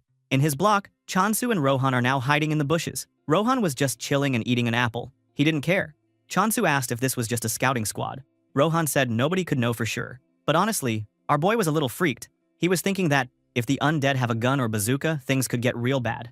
Thank God those undead were just like a normal one with just a sword. Yeah, he thought he could handle this. Then, the Denial faction people weren't messing around. He stomped into the squishy swamp, nearly losing his boot in the nasty mud. He used this giant megaphone and shouted that the Emperor Apple Cultivator needed to show up. He was mad, man. He also complained about the area being all flooded and asked Chansu to come out and make it easy for both sides. Honestly, he just sounded so done with this place. Chansu peeked out from the trees, still wasn't sure how to handle this. He then looked at Rohan and felt better. He told himself that, even if things got crazy, he could lean on the Swordmaster. Yeah, dude, you better make Rohan work because he always eats your apples. Our MC then comes out holding his OP sickle. He walked right toward the enemies. Meanwhile, the enemy leader basically tried to scare Chansu by talking about all his skeleton troops and was asking what Chansu planned to do with that weak-old scythe. His goons added that Chansu looked pretty weak. The leader shouted again, acting all tough, and promised to make Chansu suffer. But Chansu was weirdly calm, and even smiled. He said that he had been nervous because Denial was the biggest faction, but now he saw they were pretty much just a crew of troublemakers who got lucky thanks to their friends. Our boy kept his confidence because Rohan, the Swordmaster, was right with him. He really believed in his buddy. The leader tried one more time, saying this was Chansu's last chance to hand over the fancy apple. Chansu fired back that if the leader wanted apples, the dude should try a department store instead of making such a big mess over here. This ticked off the leader. and he asked Chansu if he really wanted to get wrecked. Our MC just teased him again, saying if he wanted answers to everything, maybe he should go ask his mom. Okay, that was savage, but also a bit much. Even the enemy invaders thought he crossed the line by talking about the leader's mom, and Chansu suddenly acted shocked. He said sorry because probably the leader's mom was dead already. Bro, I never knew our protagonist was this pathetic and funny. Yeah. Now, the leader went totally red in the face with anger and screamed for his goons to attack. Chansu thought, okay, maybe he used the wrong words. What he meant is that the leader mother won't be dispatched to the same world, but crap, now there's no time to negotiate anymore. Meanwhile, back to Sujin, things were getting tense too. The unnamed alchemist had Hei Sujin pressed up against a sofa. The alchemist asked if Rohan had gathered the special sap they were using. Sujin tried to say no, but the alchemist asked if maybe another master had done it. Sujin said, sorry, client info had to stay secret. Then, the alchemist, Hong and Su, wanted to know if there were any extra labor fees. Because no matter what he saw, this came from a swordmaster, and paying the swordmaster to gather more sap would make him broke. Sujin was a bit unsure, but said there probably no extra fees. This made the alchemist happy because the sap was super hard to keep pure and usually too expensive to buy all the time. Hong and Su was super impressed with the sap's purity and really wanted Sujin to keep supplying it. The girl said she would have to ask the gatherer first, but probably could do it. So, they signed a temporary contract, and Unsu asked her to tell the swordmaster that the alchemy team would always be glad to work with him. Pretty chill business deal, right? Back on the battlefield, things got crazy real fast. The skeleton warriors started to attack our protagonist. The denial leader was yelling for his goons to punish Chansu for disrespect. Chansu felt this battle was not going to end with talking, so he figured he just had to deal with these guys first. Yet the leader was freaking out now because Chansu didn't even look scared. Chansu even joked and wondered if all these skeletons came from the same skeleton factory because they looked kinda cheap. Suddenly, bam! The system announced that Chansu's skill, called mass decapitation, was turning on. With a swing of his sickle, nobody saw it happen, but a wave of power just sliced through the entire skeleton army. Skull heads flew off everywhere, shattering left and right. It was actually pretty wild, dude. Our boy then stood alone with broken bones all around and said these skeleton dudes were even weaker than he thought. They were just bones after all. He asked the denial leader if they wanted to just give up now. The denial leader just got madder and called his own army trash. He grabbed his necklace, and suddenly, it started glowing with purple light. He yelled he was bringing out his big gun. Hercules! Apparently, this monster cost him 30 million gold and 100,000 points to make. That's like super expensive. A huge, ugly monster rose up out of a purple magic circle in the ground, and the leader was super proud. Chansu just shrugged and said maybe the original Hercules would feel insulted if he saw this. The leader went nuts and bragged this monster was his ultimate weapon. He ordered Hercules to destroy Chansu. The big monster roared and charged, but Chansu just dodged to the side. He only thought, wait, isn't 30 million gold and 100,000 points just like for 200 apples? Is that man meant 200 million? Then, Hercules swung his giant hand over and over. But our boy just smiles and thinks, the bigger the enemy, the easier for him to chop. He then slashed the monster, and yeah, it totally disappeared, body and soul. That was it. Dude got one-shotted. The denial leader couldn't believe it. He started whining about how he spent 10 years and a ton of money on Hercules, but now it was all gone. He yelled at his pink-haired friend Kim Soo-ye, blaming her for just watching and not helping. Kim Soo-ye told the leader that she was only there as a guide, and now this counted as overtime work for her. She really did not care, bro. She was way too cool for this drama. But well, she decided she could get more money because this trash leader is useless. Chansu wondered if it was finally over. He was really hoping so, because he was not ready for any extra surprises. But then, he saw Kim Soo-ye looking straight at him, her eyes shining red and a scary pink magic aura around her. Uh-oh, right? The system buzzed and said that his opponent was now using a curse skill called Denial of Life. Dark pink curse energy spiraled everywhere. Suddenly, the system warned him of a big danger. Our boy realized that the pink girl was actually going to be a real boss character, not just a background NPC after all. Crap, things were about to get a whole lot crazier. The curse kept slamming into Chansu. He crashed to his knees and grabbed his head, in a ton of pain. Meanwhile, the denial faction leader, still hanging around, looked super happy about it. He felt like Chansu deserved this for making him angry. Kim Soo-ye, though, was annoyed. She told the denial leader to focus and speed things up. The guy just said he would get his revenge for losing Hercules later, and ran off into the woods to find the apples. When he ran, he could smell some apples. Dude must have a nose like a bloodhound. Suddenly, he got chills. He felt someone nearby and freaked out. Then, he saw Rohan leaning against a tree, looking totally relaxed and scary at the same time. The leader's thoughts went haywire. He saw Rohan's red hair and sword and realized, oh crap, this was that swordmaster guy. But before he could even blink, Rohan moved so fast, and he got cut down. He didn't even get a last word in, just a shocked little thought as he fell. Yeah, this was super satisfying. Meanwhile, poor Chansu wasn't on the plant block anymore. At least, it didn't feel like it. He opened his eyes and now he was sitting in the middle of a bright, clean city street. It all looked super modern, way too normal for how his day had been going. There were happy families all around, a bunch of kids running around everywhere. He thought this had to be Earth, but it was different from the Earth he remembered. He was confused, but then things got intense. A woman's voice called out to him, his name, Oh Chansu. He turned and saw a man and a woman smiling at him, and they said they had been really worried about him. Then he realized, bro, those were his parents. Our protagonist got super emotional and hugged them tight, crying his eyes out. He told them he had missed them, begging them not to leave him again. But just like that, the whole scene started breaking apart. His mom tried to push him away gently and started to leave. Chansu panicked, sobbing and asking her not to go. Ouch, that was some real heartbreak. Back in the real messy swamp, Chansu was still on his knees, crying and screaming. Rohan showed up and put a calm hand on his shoulder. Rohan reminded him that this was just Kim Suye's nasty trick. He said Chansu needed to chill out. As Rohan shared his peaceful energy, the other side was not looking good. Kim Suye yelled in pain and grabbed her hand. In her mind, she was thinking, why is the Swordmaster even here? Girl, you messed with the wrong dudes. Now our MC is done being played by some bitch. He stood up, shaking while promising to kill that bitch for daring to mess him up. But Rohan was ready for action. He knew Chansu was not strong enough to kill Kim Suye, so he stood up with his sword out protecting Chansu and aimed at that bitch. Kim Suye, shocked by Rohan's crazy power, was slammed by a burst of light and died. Yep, bye-bye bitch. Chansu finally calmed down, stood up, even though he looked like he had just run a marathon and then got hit by a truck. Rohan asked if he jumped in when he shouldn't have, but Chansu just thanked him. Rohan really was the bro of the year. Rohan then suggested maybe they should just go home for now and deal with the messy plant block later. Our boy agreed but announced he had big plans. He wanted to build the strongest faction ever and take over every block nearby. He asked if Rohan would stick around to help him with that. Rohan cracked a joke and said he'd work for apples. Our boy said, well, no problem. Anytime. Dude really likes apples. As they walked back, they spotted the little black cat rolling around, acting all cute. Chansu suddenly remembered the cat and thought it looked adorable, and wondered what the deal was with it. Rohan told him the cat was actually one of the 7 great disasters, called the Territory Devourer. Chansu could not believe this tiny kitty was some world-ending disaster. Sometimes things are just insane like that. Then, over at Denial Faction's prison, things did not look good for Kim Hyobok. He was the guy who got destroyed back earlier. He sat locked up, and a system voice told him he owed a ton, like 1 billion gold coins, as a penalty because his team got crushed so badly. Who even has that kind of gold? Kim Hyobok freaked out, screaming that it was unfair because Chansu had the Swordmaster as backup. The system didn't care, and said the Denial group would have to pay anyway. 2 scary skeleton guards led Kim Hyobok to a woman named Choi Dan-ha, who was sitting on a chair, looking all-powerful. Honestly, she was scarier than the skeleton. She asked what happened and she wanted the whole story, or things would get ugly for Kim Hyobok. Kim Hyobok said it was all about Emperor Apples. They found the Emperor Apple block, but the Swordmaster protected it.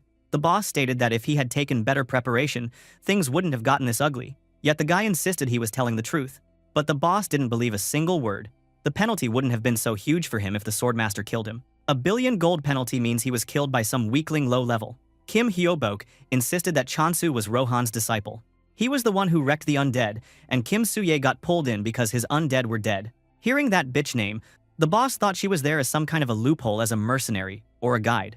But in the end, Choi Dan-ha was not buying his excuses, but seemed pleased that Kim Suye got a taste of defeat. Then she got an idea. Since they owed so much, she ordered Kim Hyobok to make the Denial crew work off their debt by helping out the apple farmer. The system announced that the losing team would be held as prisoners until the deal was sorted out. Kim Hyobok freaked, saying there was no way an outsider would ever get allowed near those apples. Choi Dan-ha leaned in and reminded him there was always a way, and if he didn't want to learn what it was like to be turned into an undead himself, he'd better figure something out, and fast. Yeah, that's what you get for daring to mess up with our MC. Anyway, back to Chansu. He stood there staring at a tiny black cat. That cat looked super cute and innocent. So our boy asked what the identity of this cat was. Rohan just flatly said the cat was one of the 7 calamities. That sounded insane.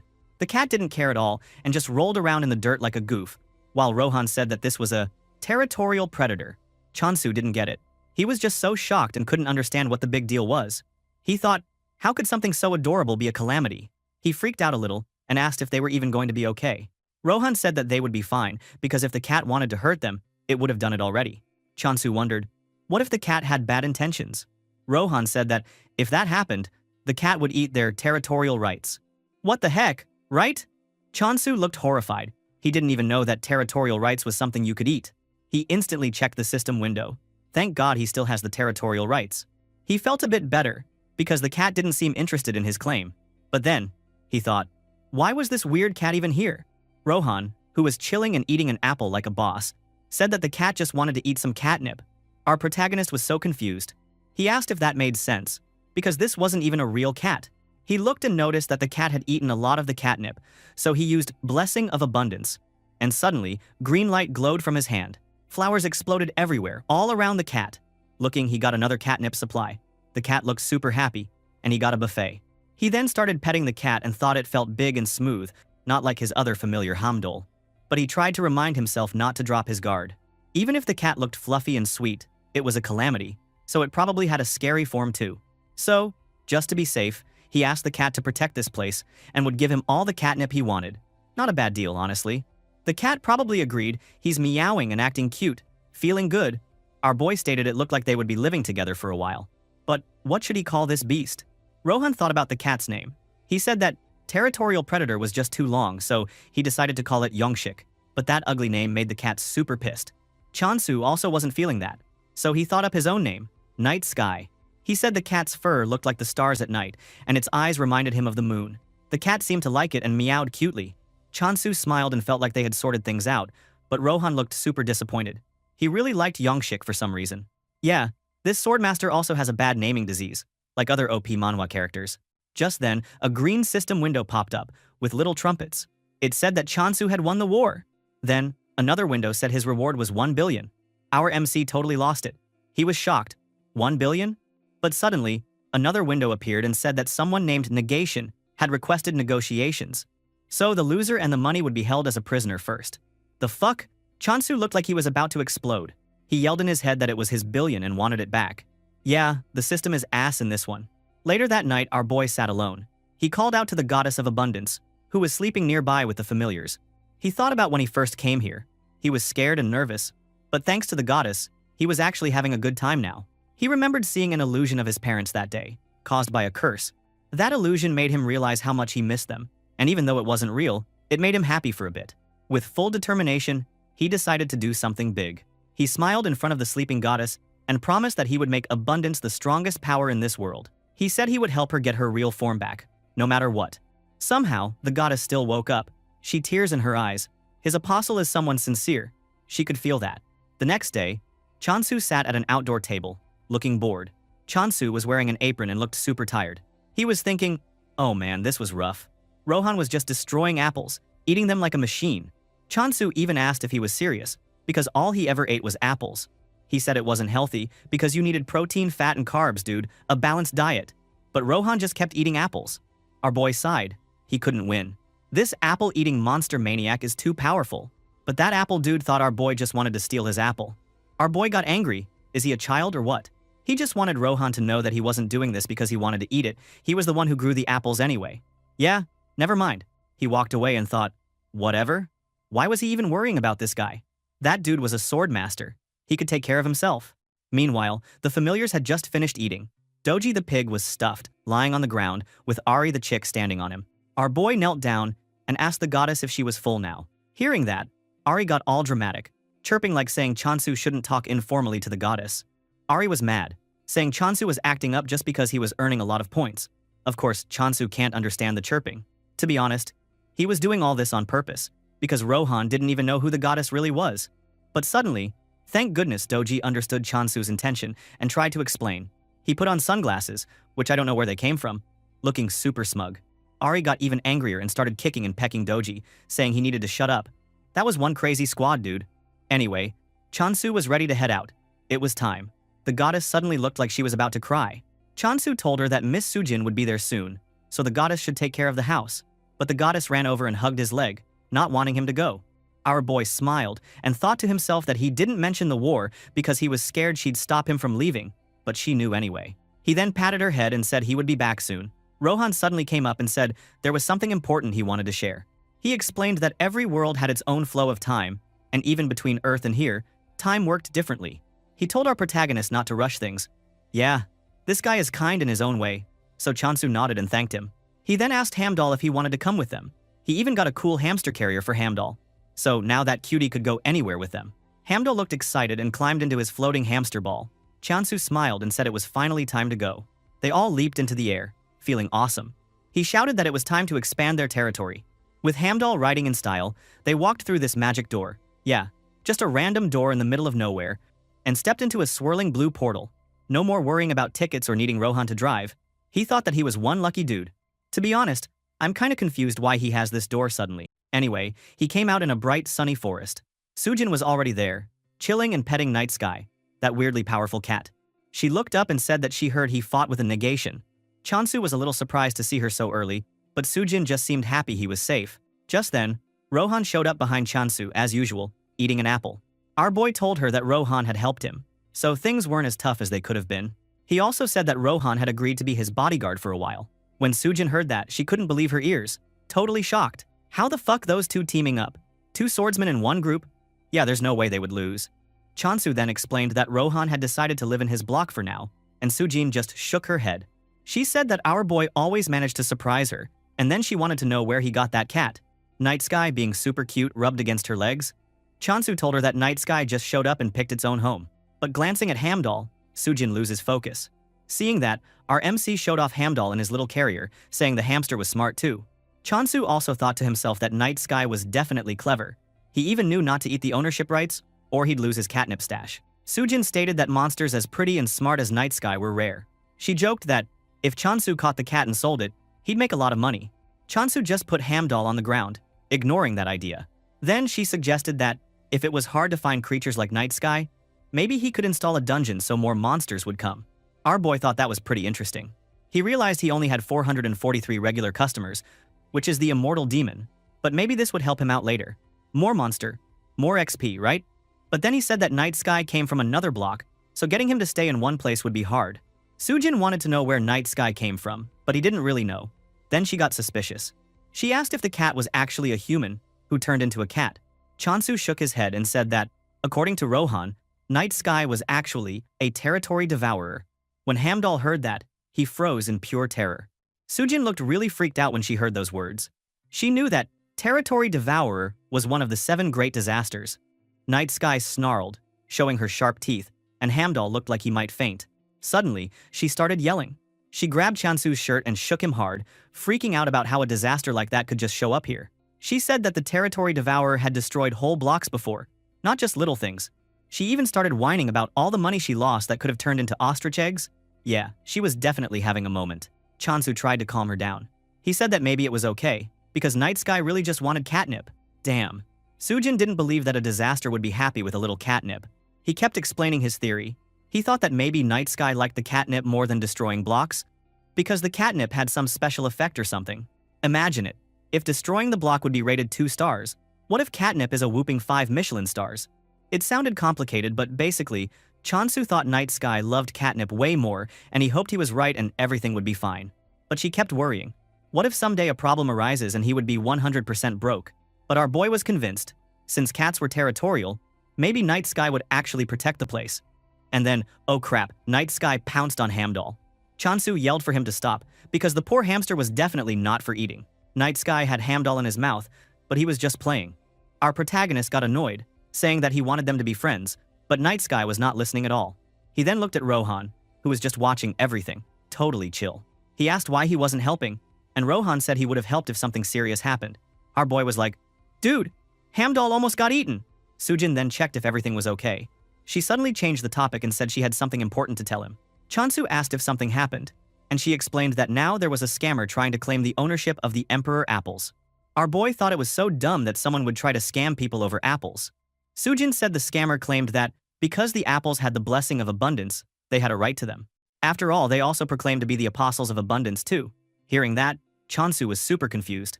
Sujin clarified that the scammer even brought a fake apple and forged contracts with some artifact, but she was able to prove the apple was a fake. So now the scammer couldn't trick anyone, and she felt relieved.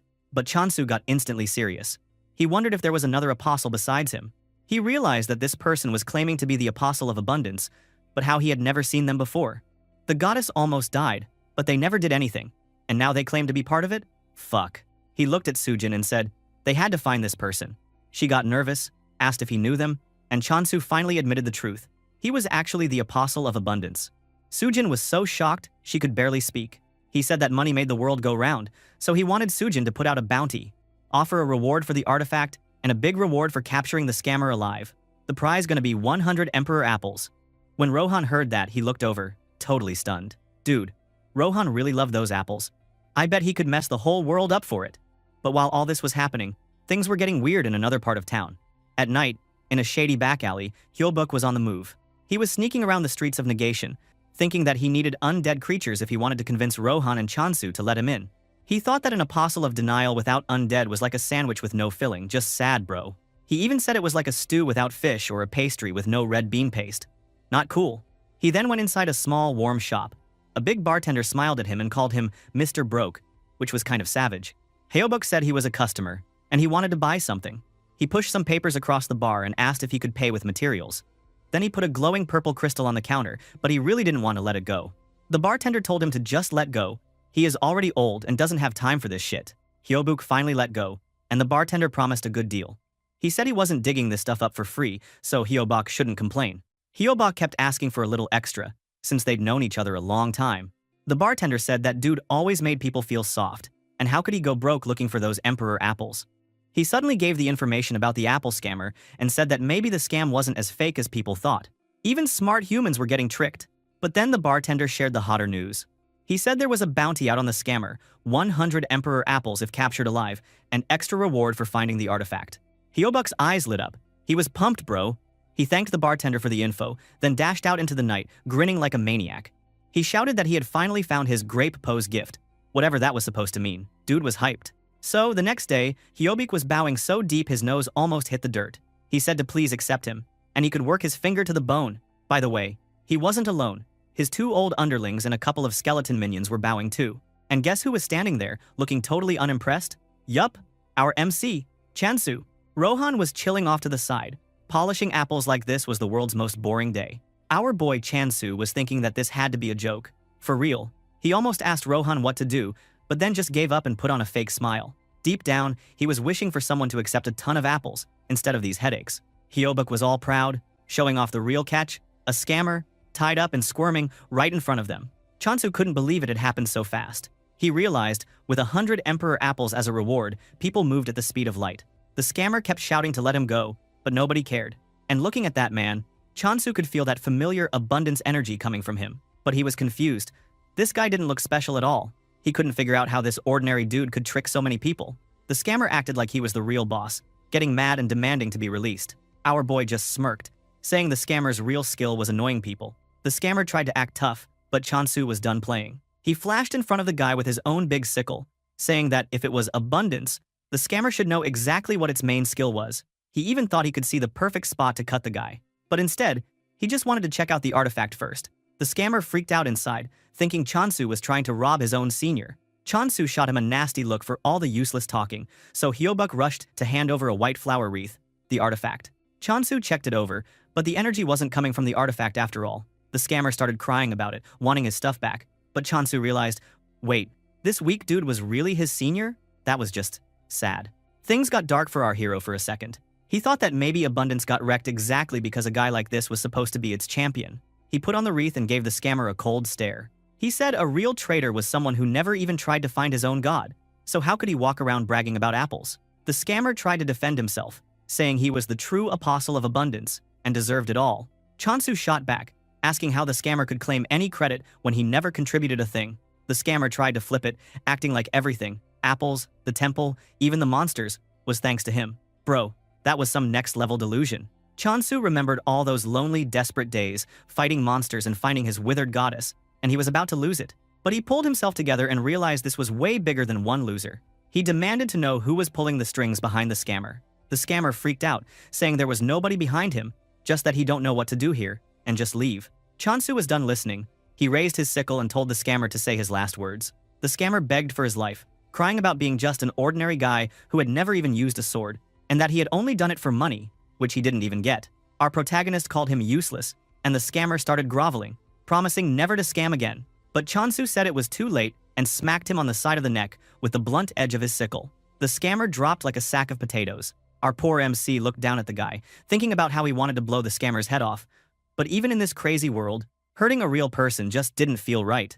Suddenly, a big red system window popped up, saying the God of Negation wanted Chansu to switch sides and become his apostle, promising to kill the scammer for him. Chansu was like, what the hell? He hadn't even planned to kill the dude himself, and now this other god was acting like he was too soft. He then asked Rohan what would happen if he killed another person from the same faction, but then realized, duh, Rohan wasn't even an apostle. Lucky for him, Hyobuk explained that, except for the reviving negation, it was super taboo to kill someone from your own side. There could be nasty penalties or even excommunication. Meanwhile, the negation god kept sending desperate messages, saying Chansu was the perfect candidate and offering insane power if he would just switch over. Our bro was so done, he straight up rejected the offer, even when the system begged him to just try it for a month. Bro, this was getting stalker-level desperate. He figured that if the system could just send him messages like that, the negation god must be pretty connected to the whole scam. Finally, he turned to Hyobuk and his skeletons and said, if they wanted a job, they could prove themselves by keeping an eye on the scammer. Hyobuk was eager, saying he didn't even need the bounty. Chansu told him they'd discuss the details later, but for now, he had a task. Next, our MC headed for the temple ruins. Ari, his little chick buddy, woke up and freaked out when he saw Chansu holding the flower wreath. Ari could tell it was an artifact of abundance, the real deal. Chansu presented it to Giselle, his goddess, who looked so touched by his apostle. When the goddess tried to reject, our boy told her he was returning what was rightfully hers, even saying he was already fine without it. The wreath started to glow bright green, floating up and landing on Giselle's head. The light exploded, and suddenly a massive green gem popped out of the wreath. Everyone was freaking out, Ari, Doji, and Chansu too, as Giselle's ginseng root glowed with crazy green energy. Boom! The smoke cleared, and instead of a root, there was a tiny, floating girl with long green hair and a white dress. She looked a little dizzy, but totally magical. Doji gulped, realizing their goddess had finally regained her power. Chansu even had to say it. Was this really the goddess? You bet it was, bro. Our team just leveled up in a big way. Chansu was in full shock mode. He reached out and started mumbling if this was really the goddess, or was he just dreaming? Yeah, he definitely remembered when she was just a sad, shriveled ginseng root. Seeing her now, all cute and floating, our MC couldn't help but smile like a proud dad at graduation. The goddess just smiled at him, patting his hand, all sweet and cozy. But then the system told him that the goddess just made him head apostle. Not gonna lie, our protagonist was a little surprised. He had no clue that was even a thing. The window showed a list of apostles. Honestly, it was pretty empty. Just Chansu as the head apostle, and some guy named Park Hyun-mo. Must be that traitor before, right? Our boy looked at the tiny list and thought, yeah, no surprise, it's just the two of them. But he told himself, even if the squad was tiny, he still had to step up and do his job. The thing is, even though he wasn't planning to be a killer, he couldn't exactly live with a traitor in the house. As soon as he made up his mind, he chose to kick out that traitor from being an apostle. Seeing that, Doji looked horrified while Ari was ready to explode with anger. Suddenly, two more green windows flashed up. The system said Park Hyun-mo just got kicked, and Chansu lost his head apostle title. The poor dude was just staring at the screen, totally confused, while Hamdall squeaked on his shoulder. The goddess, now looking super done and blank-faced, while our boy was wondering why the whole head apostle thing just stopped existing. He realized the goddess was only trying to help him, and now he felt kind of bad to lose the head apostle title right after getting it. He crouched down and promised her that he'd make their team bigger himself, so she didn't need to stress. After all, everyone doesn't need a worthless traitor in abundance. The goddess cheered up a bit and gave him the brightest, sparkliest smile you ever saw. And then, bam! The system said she was giving Chansu a new skill. A rainbow light exploded from her, and a new window showed up, asking him to pick between two skills, healthy abundance or communication. Chansu actually paused to think about it for once, but Ari, still losing it in the background, was basically screaming that if he wasn't going to have any teammates, maybe at least he could pick the damn communication skill. Guess what our hero did? He picked healthy abundance anyway. Yeah, I'm vibing with Chansu now. He was so dumb that I never expected anything.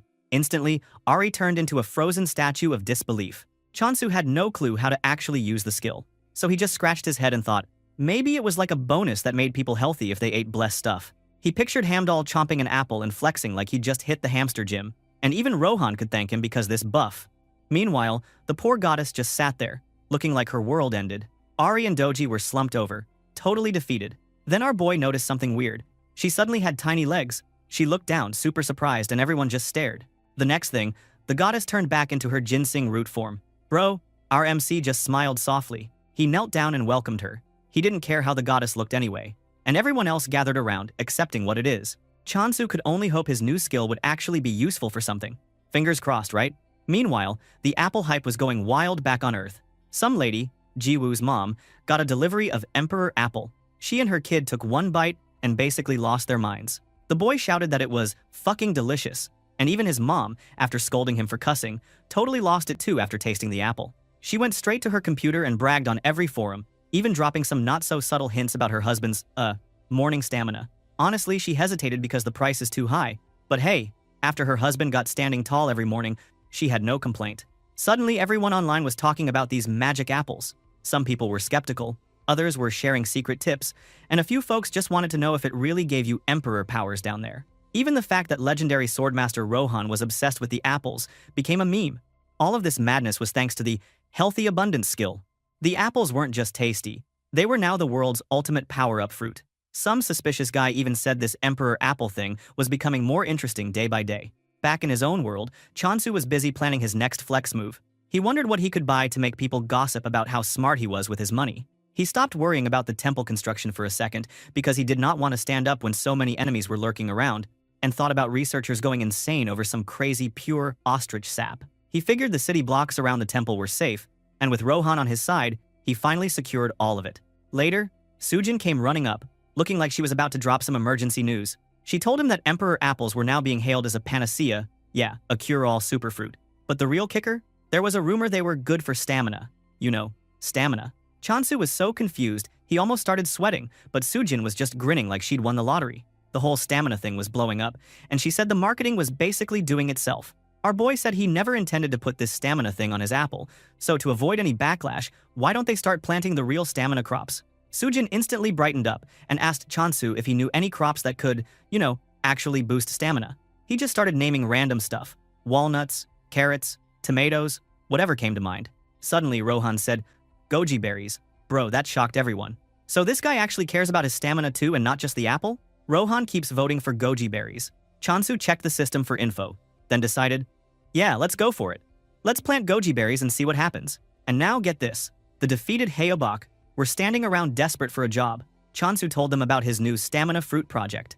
And dude, they looked ready to cry if they didn't let him plant those berries. Even the other guy, when he knew our boy gonna plant goji berries for stamina, really cried and begged him to create that miracle plant. Our boy was just standing there thinking, what the hell? Are these guys really that eager for work? Or are they just insane for the berries? One thing's for sure, bro. Life around Chansu was never boring. Anyway, our MC just shrugged and asked the rest of Hybox's crew if they wanted to join too. And bro, so many hands shot up it looked like a concert. Every Lost Denial faction guy was suddenly desperate to help farm berries. That's when our MC just stood there, totally speechless. He started to wonder if everyone here had some kind of problem. And honestly, I couldn't blame him. After the drama, a few weeks passed, and Chansu gave a basket of bright red goji berries and told Sujin that if she made a tea or drink with the berries, it should help with that, stamina problem. Our boy even held up a little red pellet and explained if someone's situation was really bad, the effect would kick in even faster. Sujin, the business genius, saw the pellet, and instantly her eyes turned into dollar signs. She was impressed he made it so fast. Chansu just looked away, blushing, saying he was a bit embarrassed. He then sighed. Apparently, there was someone around who was a real sexpert. Yeah, an expert in that stuff, with a wild passion, and probably should have been apostle of lust or something. Yeah, that man is the one who cried and begged him to farm these berries. Damn, the effect must be strong to make this man look like King Kong. That man even kept a research journal about this topic back on Earth? Seriously? What the hell?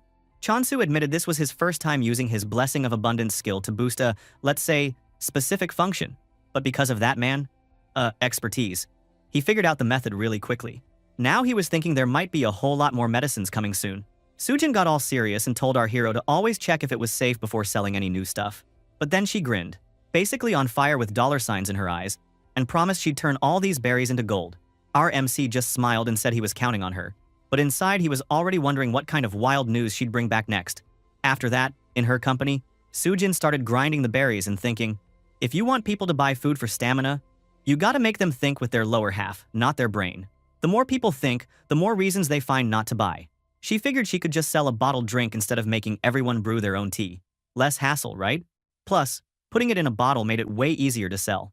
She was already holding up a bottle of goji drink, looking smug. Since it was processed, they could up the price. She tried the drink and said it tasted savory and a little sweet, something you could drink like water. She offered it to her boss, the senior agent, who looked like he'd rather eat dirt.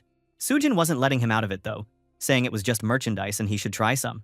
He finally drank it, and bro tried to act cool and said he didn't know about the effects but the taste was fine. Sure buddy. Sujin said she was heading out. She thought that usually, medicine needs an alchemy certificate, but she was headed somewhere special for stamina stuff. A place with the right certification, if you know what I mean. She flew off with her magic shoes, determined and ready to make sales. She then landed in the City of Night, which was all futuristic and full of couples. She was grinning, thinking every person here was a potential customer, and that the happier the crowd got, the more products she could sell. She headed for the Temple of Chastity, a big, shiny building, and met with an attendant who welcomed her in. Sujin explained she was there from the Circulation Trading Company to get their stamina drink certified. The attendant showed her to a reception room, and Sujin had to admit, no matter how many times she came here, she never got used to this weird place. Usually you'd think the lust or carnal desire factions would rule the adult market, but actually, the chastity faction was in control. The vulgar ones didn't even exist here. Kind of funny, honestly. After that, the Apostle of Chastity came in, being all calm and dignified. He said it had been a long time since they'd seen something as good as this product, and even certified it with joy. But he said the herbal pill Sujin gave them needed improvement. Goji berries by themselves were good, but better if mixed with other stuff. He suggested that if they could enhance other ingredients too, she could try combining them, or just supply the ingredients and let Chastity make the final product. But if they did that, Chastity would sell the product under their own name. Basically, she could pick which way to go. Sujin thought about it, wondering if Chastity was confident they wouldn't lose to any new competitors. The apostle just smiled with a weird look in his eyes, saying they always wanted new and powerful stimulation, and there weren't enough people who could provide it, so they had to make it themselves. But having a good supplier was always welcome. This guy looked like he was seconds away from going full maniac. Not gonna lie. After that cringe thing, Sujin told all of that to Chansu, and our poor guy was sweating bullets. He wondered if the chastity people were actually insane. Sujin then explained that apostles of chastity weren't allowed to make love, so they actually got stronger by resisting temptation. But to train themselves harder, they always looked for new levels of, stimulation. That's how they ended up ruling the night market. Even though they were small, they were super strong, money and power both. She muttered that sounded a lot like addiction. And honestly, she wasn't wrong. Sujin then gave Chansu a list of ingredients Chastity recommended for better products. He looked at it, reading off names like black raspberry, daughter seed, magnolia berry, and nidium seed, but said he'd never even seen most of those. Sujin just smiled at Hamdal for being cute and reminded Chansu that they were already selling goji berry tea, and now planned to supply all the hotels run by Chastity too. Our MC figured since they hit their first goal, they could slow down a bit and take their time developing the next stamina medicine. But Doji and Ari were already begging for food, thinking all this talk had to mean treats for them too. Chansu figured they could take it easy since they had a, well, sexpert on their team now. What could go wrong? But then, as always, life threw him a curveball. Out of nowhere, the great wizard of chastity, Park Hong-yeol, showed up. The funny part is, this dude hadn't found relief in over 40 years, basically, a legend of chastity. This guy came straight to our MC's house.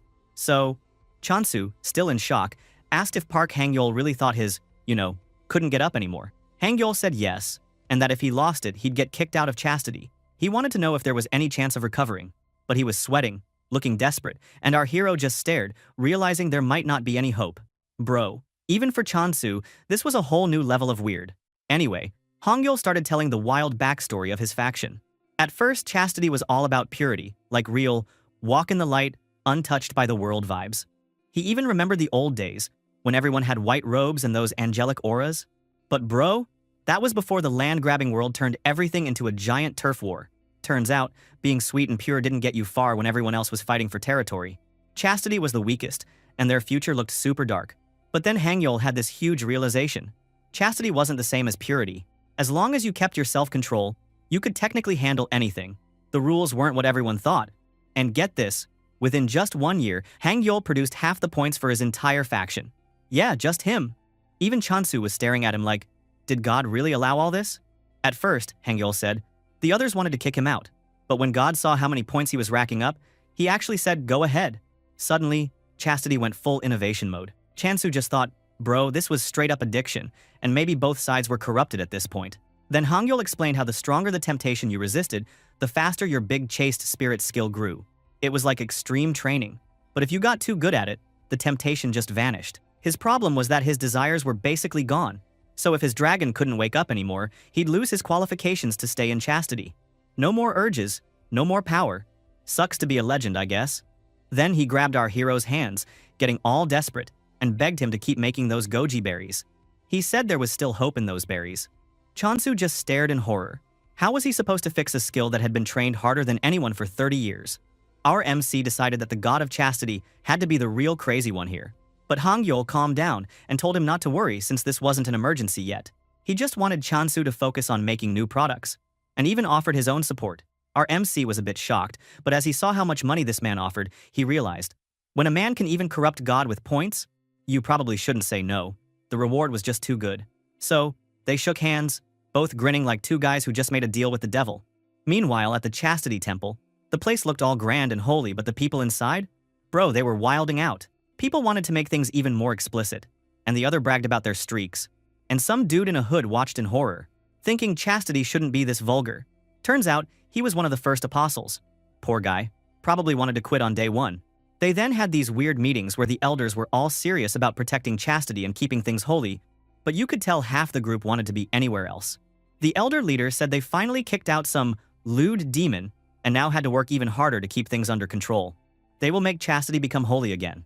Then they started the meeting, and the first item on the agenda was the new stamina product from the Abundant faction.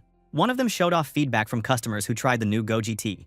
Some people loved it, some were embarrassed to buy it, and one guy was just like, "Bro, does this thing actually work?" Others said it was better than alchemy potions and helped with hangovers too. One of the elder leaders explained that even though alchemy's boss pretended not to care, their food department was furious because of the goji tea. Someone pointed out that Chansu was Rohan's disciple, and maybe they could recruit him, but the strategist said not to go directly to his block because some lewd demon would spot them and kick them out. The elder leader just went oh-ho and came up with a sneaky plan. Team up with alchemy, lure Chansu out, and then when he's alone, well, you know, something wild is coming. Back on our MC's block, Chansu suddenly sneezed and wondered if somebody was talking behind his back. He wandered over to check on the Denial faction guys, who were busy picking goji berries with some sketchy skeletons. He called over Hyobok for a private chat and led him to a clearing. There, the dude totally lost it when he saw Hercules, the undead he summoned before, well, only the body of Hercules. He hugged that big muscle like it was his long-lost dog. He couldn't believe our boy restored it.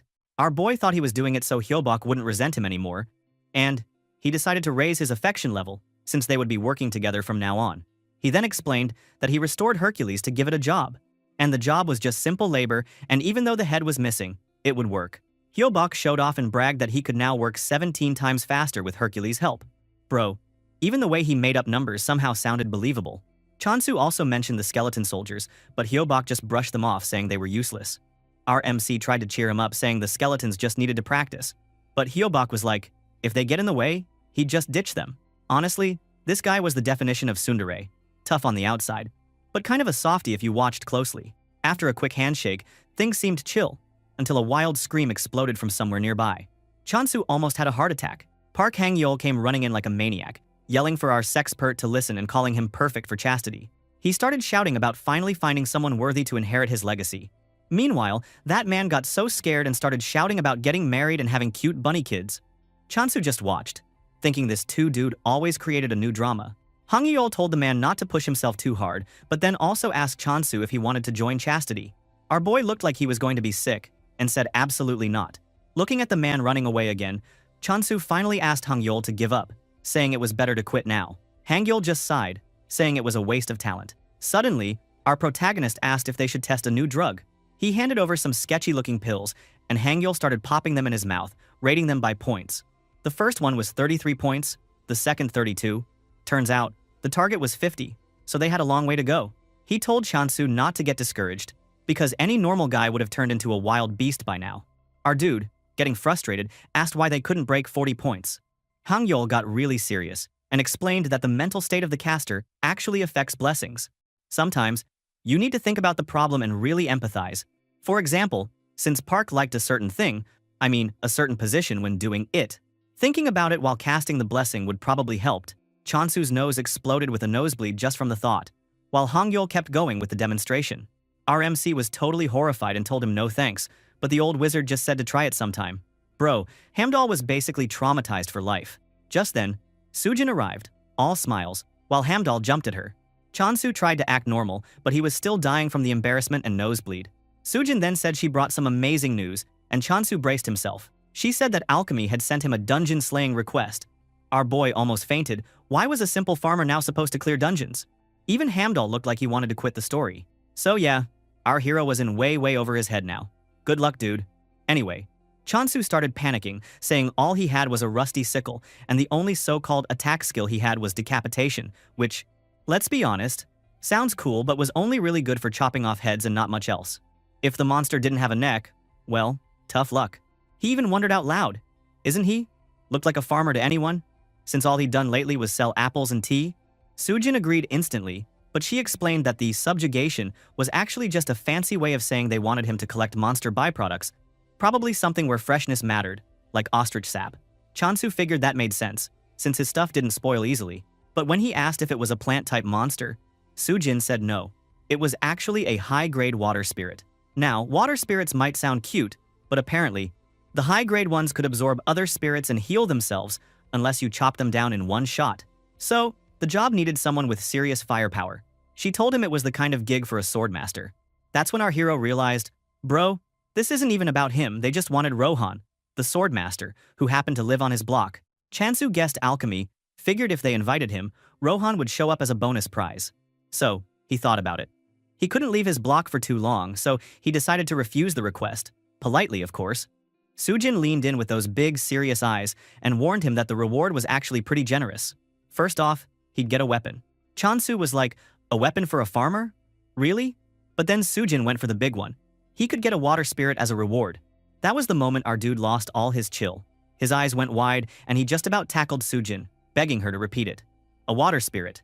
That was basically a dream come true for any farmer. A mobile sprinkler system with magic. Chansu started drooling just thinking about it, but wondered if he could just buy one with money instead. Bro really loves his crops. Sujin got serious again, hinting that refusing wasn't a great idea, since alchemy wasn't super happy with them lately. Chansu realized their goji tea was now the best hangover cure, which used to be alchemy's main thing, and this request was probably just an excuse to smooth things over. Sujin could tell he was still worried about leaving his territory, so she suggested finishing the temple first. If they built it, the temple would have a protective function. Our boy was shocked he didn't know about this, but yeah, no wonder temples were so important. Fast forward a few days, and boom, a big fancy temple was standing tall on his land. The goddess of abundance, still in her radish form, was thinking about all the drama lately, like getting close to a swordmaster, fighting other apostles, and getting business scams thrown her way. But the most fucked up thing is when Chansu was asked to convert to another faction. Thank God. Now things finally seemed peaceful. Ari and Doji, those sneaky little animal followers, whispered that now after finishing the temple, they hoped Chansu would pick communication skill. Then everything gonna be perfect. Bro, it's funny how this familiar is still hopping at that useless thing. Our stupid MC won't ever pick it. He would rather choose composting skills rather than communication. Suddenly, the system dropped a bomb. The temple's last bastion got activated in the temple, and it threw up a giant blue shield. Everyone was shocked when this wartime defense skill activated out of nowhere. The truth is, Rohan is the one doing it. He tested the barrier with his sword, but it couldn't break through. Everyone inside the temple started crying like, ugh, what chaos is Chansu planning now, bro? Anyway, after testing the barrier, Sujin showed up all smiles and said it was time to go. Rohan was already munching on apples, acting like it was just another Tuesday. Chansu almost forgot to tell the goddess he was leaving, but figured he'd be back soon enough, so he decided to tell her later. In the end, our hero, Sujin, and Rohan headed out, making their way to alchemy headquarters. Outside the building, Sujin waved goodbye, and Chansu gave her a polite nod before he headed inside. An alchemy rep in glasses greeted them and handed him a long, fancy weapons box. She double-checked if he really wanted the weapon he picked, and Chansu felt confident, handing it to Rohan for safekeeping. Rohan traded it for 2 apples. Classic. Then came the main event. The rep brought out a glowing blue potion for taming the water spirit. She said they could bless it for him, but if he used his own blessing, there was a risk it might not work. Chansu wanted to know how compatible his blessing of abundance was, but there wasn't any info, so he just decided to do it himself. The rep then opened a door into a dungeon glowing with blue light, and Chansu gulped, trying to play it cool while Rohan looked like he was ready for anything. Inside, the rep explained that this was a hunting ground for ordinary water spirits. If you lit incense, the spirits would swarm in, and you could hunt all you wanted. But to finish the job, you had to beat the boss, and alchemy would keep all the monster parts. The rep asked Chansu to cast his blessing on the potion first, so our boy focused and poured in his blessing of abundance. The potion started glowing bright green, like way brighter than normal. Even the alchemy rep looked surprised, but told him it just meant he was very generous with his blessings. Chansu, being the overachiever he is, kept pouring in points more and more, until the bottle was basically shooting out green light and numbers like 200,000, then 500,000 points popped up above it. At this point, Hamdall was trembling in fear, and the alchemy rep was speechless. Chansu, clueless as ever, just said this color is so pretty. Damn, nobody had ever seen someone dumping points like this before. Not even the rep. The rep got super hyped and decided to test it right away. She tossed something into the water, and a sad little water spirit floated up. Chansu threw in his glowing green potion, hoping for the best. But when it hit the spirit, the poor thing just shook and glowed green, making the most miserable sounds ever. Chansu immediately realized the compatibility was trash, and now he had no idea what to do. But before he could even panic properly, a whole swarm of tiny water spirits with cute little oh faces started coming in from nowhere, even though nobody had released the lure yet. The alchemy rep freaked out and started taking notes like it was a science experiment, while Chansu stood there, buried in a sea of water spirits, wondering if this was really the time for paperwork. So yeah, it was just another totally normal day for our boy. Who knew farming and taming the water spirit could be so damn weird? Suddenly Chansu freaked out. He saw it. The little green water spirit he'd blessed started sucking in all the other spirits like a vacuum cleaner, glowing bright and getting bigger by the second. Our boy shouted for the rep to do something about it, but she just said she'd never seen anything like this either and actually asked if Chansu had taken some weird medicine. The nerve, bro. She figured maybe Chansu's blessing of abundance was acting as a lure for the spirits. In the background, Rohan was just chilling, eating his apple, like none of this was his problem. Suddenly, the green water spirit started coughing. Yeah, like it had a bad case of indigestion, and all the water calmed down. The rep said it looked like that was finally the last of the regular spirits being absorbed. But right then, something shiny floated up from the water, a mermaid-shaped glowing object, bigger and way fancier than the rest. Chansu realized it was the big boss of the dungeon, the high-grade water spirit, and the whole reason they were here. Both he and the rep stared up at the thing, while Hamdall peeked out, totally starstruck. The rep said lures weren't supposed to work on bosses, but here it was anyway. Then, the huge water spirit floated down and, get this, straight up absorbed by the green water spirit in one gulp. And then, like magic, the water spirit got twice as big and let out a little hiccup, looking confused and maybe a bit sick. The rep noticed it too and pointed out it was definitely bigger now, while Chansu just sat there, face-palming and wondering if the boss had just eaten by the spirit he blessed. This whole thing was nuts. Suddenly, the big water spirit started making terrible noises again and vomited out a massive wave of water. The rep ducked for cover. Chansu just sat there looking done with life, and Rohan watched with that calm, not my circus vibe. Even Hamdall was eating. Dude, this was a total disaster. So, after the chaos, Chansu stood up and actually felt bad for the huge water spirit. He told it that it wasn't its fault, that he was the one who threw that blessing potion in without thinking. He patted the poor spirit and encouraged it to let it all out, telling it things would get better. Our boy could feel crazy energy swirling inside, so he reached out and poured his blessing of abundance into it, glowing green like a walking glow stick. Somehow, the water spirit glowed too and then shrank down super fast, landing as a tiny cute version of itself in the water. It let out a little hiccup, and Chansu leaned over, worried it was too small now. Suddenly, the tiny spirit spat water right into his face. Our boy started to say it looked kind of cute, but changed his mind real quick as he wiped off his face. Then, the little water spirit glowed bright and poof, turned into a sparkly blue-white marble. Chansu picked it up, totally confused, wondering if it had become a marble after all that puking. The alchemy representative finally got up, covered her mouth, and, would you believe it, actually congratulated Chansu. She said he'd successfully tamed the water spirit, but then added that he still technically failed the request, since he didn't get any high-grade spirit water, which was apparently a contract problem. Our poor MC looked crushed, but the rep had his back. She told him if anyone tried to blame him, he should just say that alchemy's own medicine caused this mess, and also, that the rights to the water left behind might come in handy. Chansu stared at the glowing marble, feeling weird about keeping puke water, but the rep just grinned, told him not to forget to leave a 5-star rating, and said the spirit would wake up soon. She warned him it might look a little different next time, like he needed more surprises. Suddenly, a senior agent busted in like an angry cop, pointed at Chansu, and accused him of failing the whole quest. He said our boy owed a penalty fee, since he'd accepted payment and then messed up. The dude demanded both the water spirit and the weapon back, yelling that it was all Chansu's fault for using the medicine wrong. Our protagonist tried to say it was alchemy's potion that caused the problem, but the agent wasn't having it. Then, out of nowhere, Rohan went full beast mode, drew his sword and threw it at the senior agent's face. The man ended up shocked as fuck, terrified because the sword almost killed him, while Rohan told him off for being so rude. That's when Hong En-soo, another big-shot alchemist, showed up.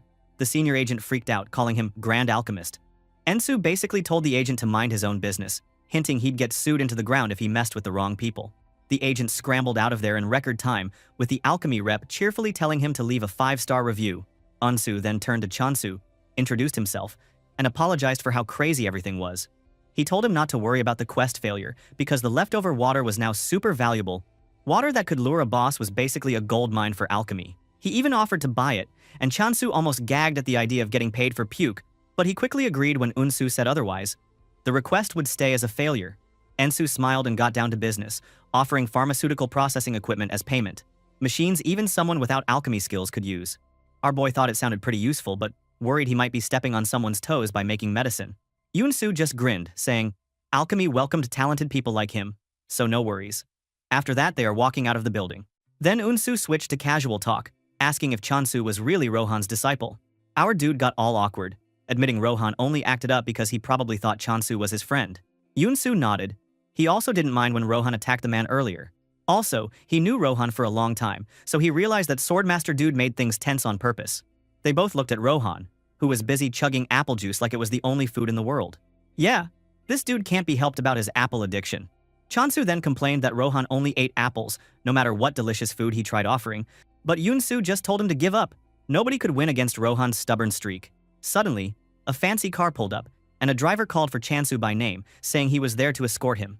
Our boy looked super confused, wondering why he was suddenly so popular while En-soo and Rohan just watched. Man, our protagonist really was living in a wild world.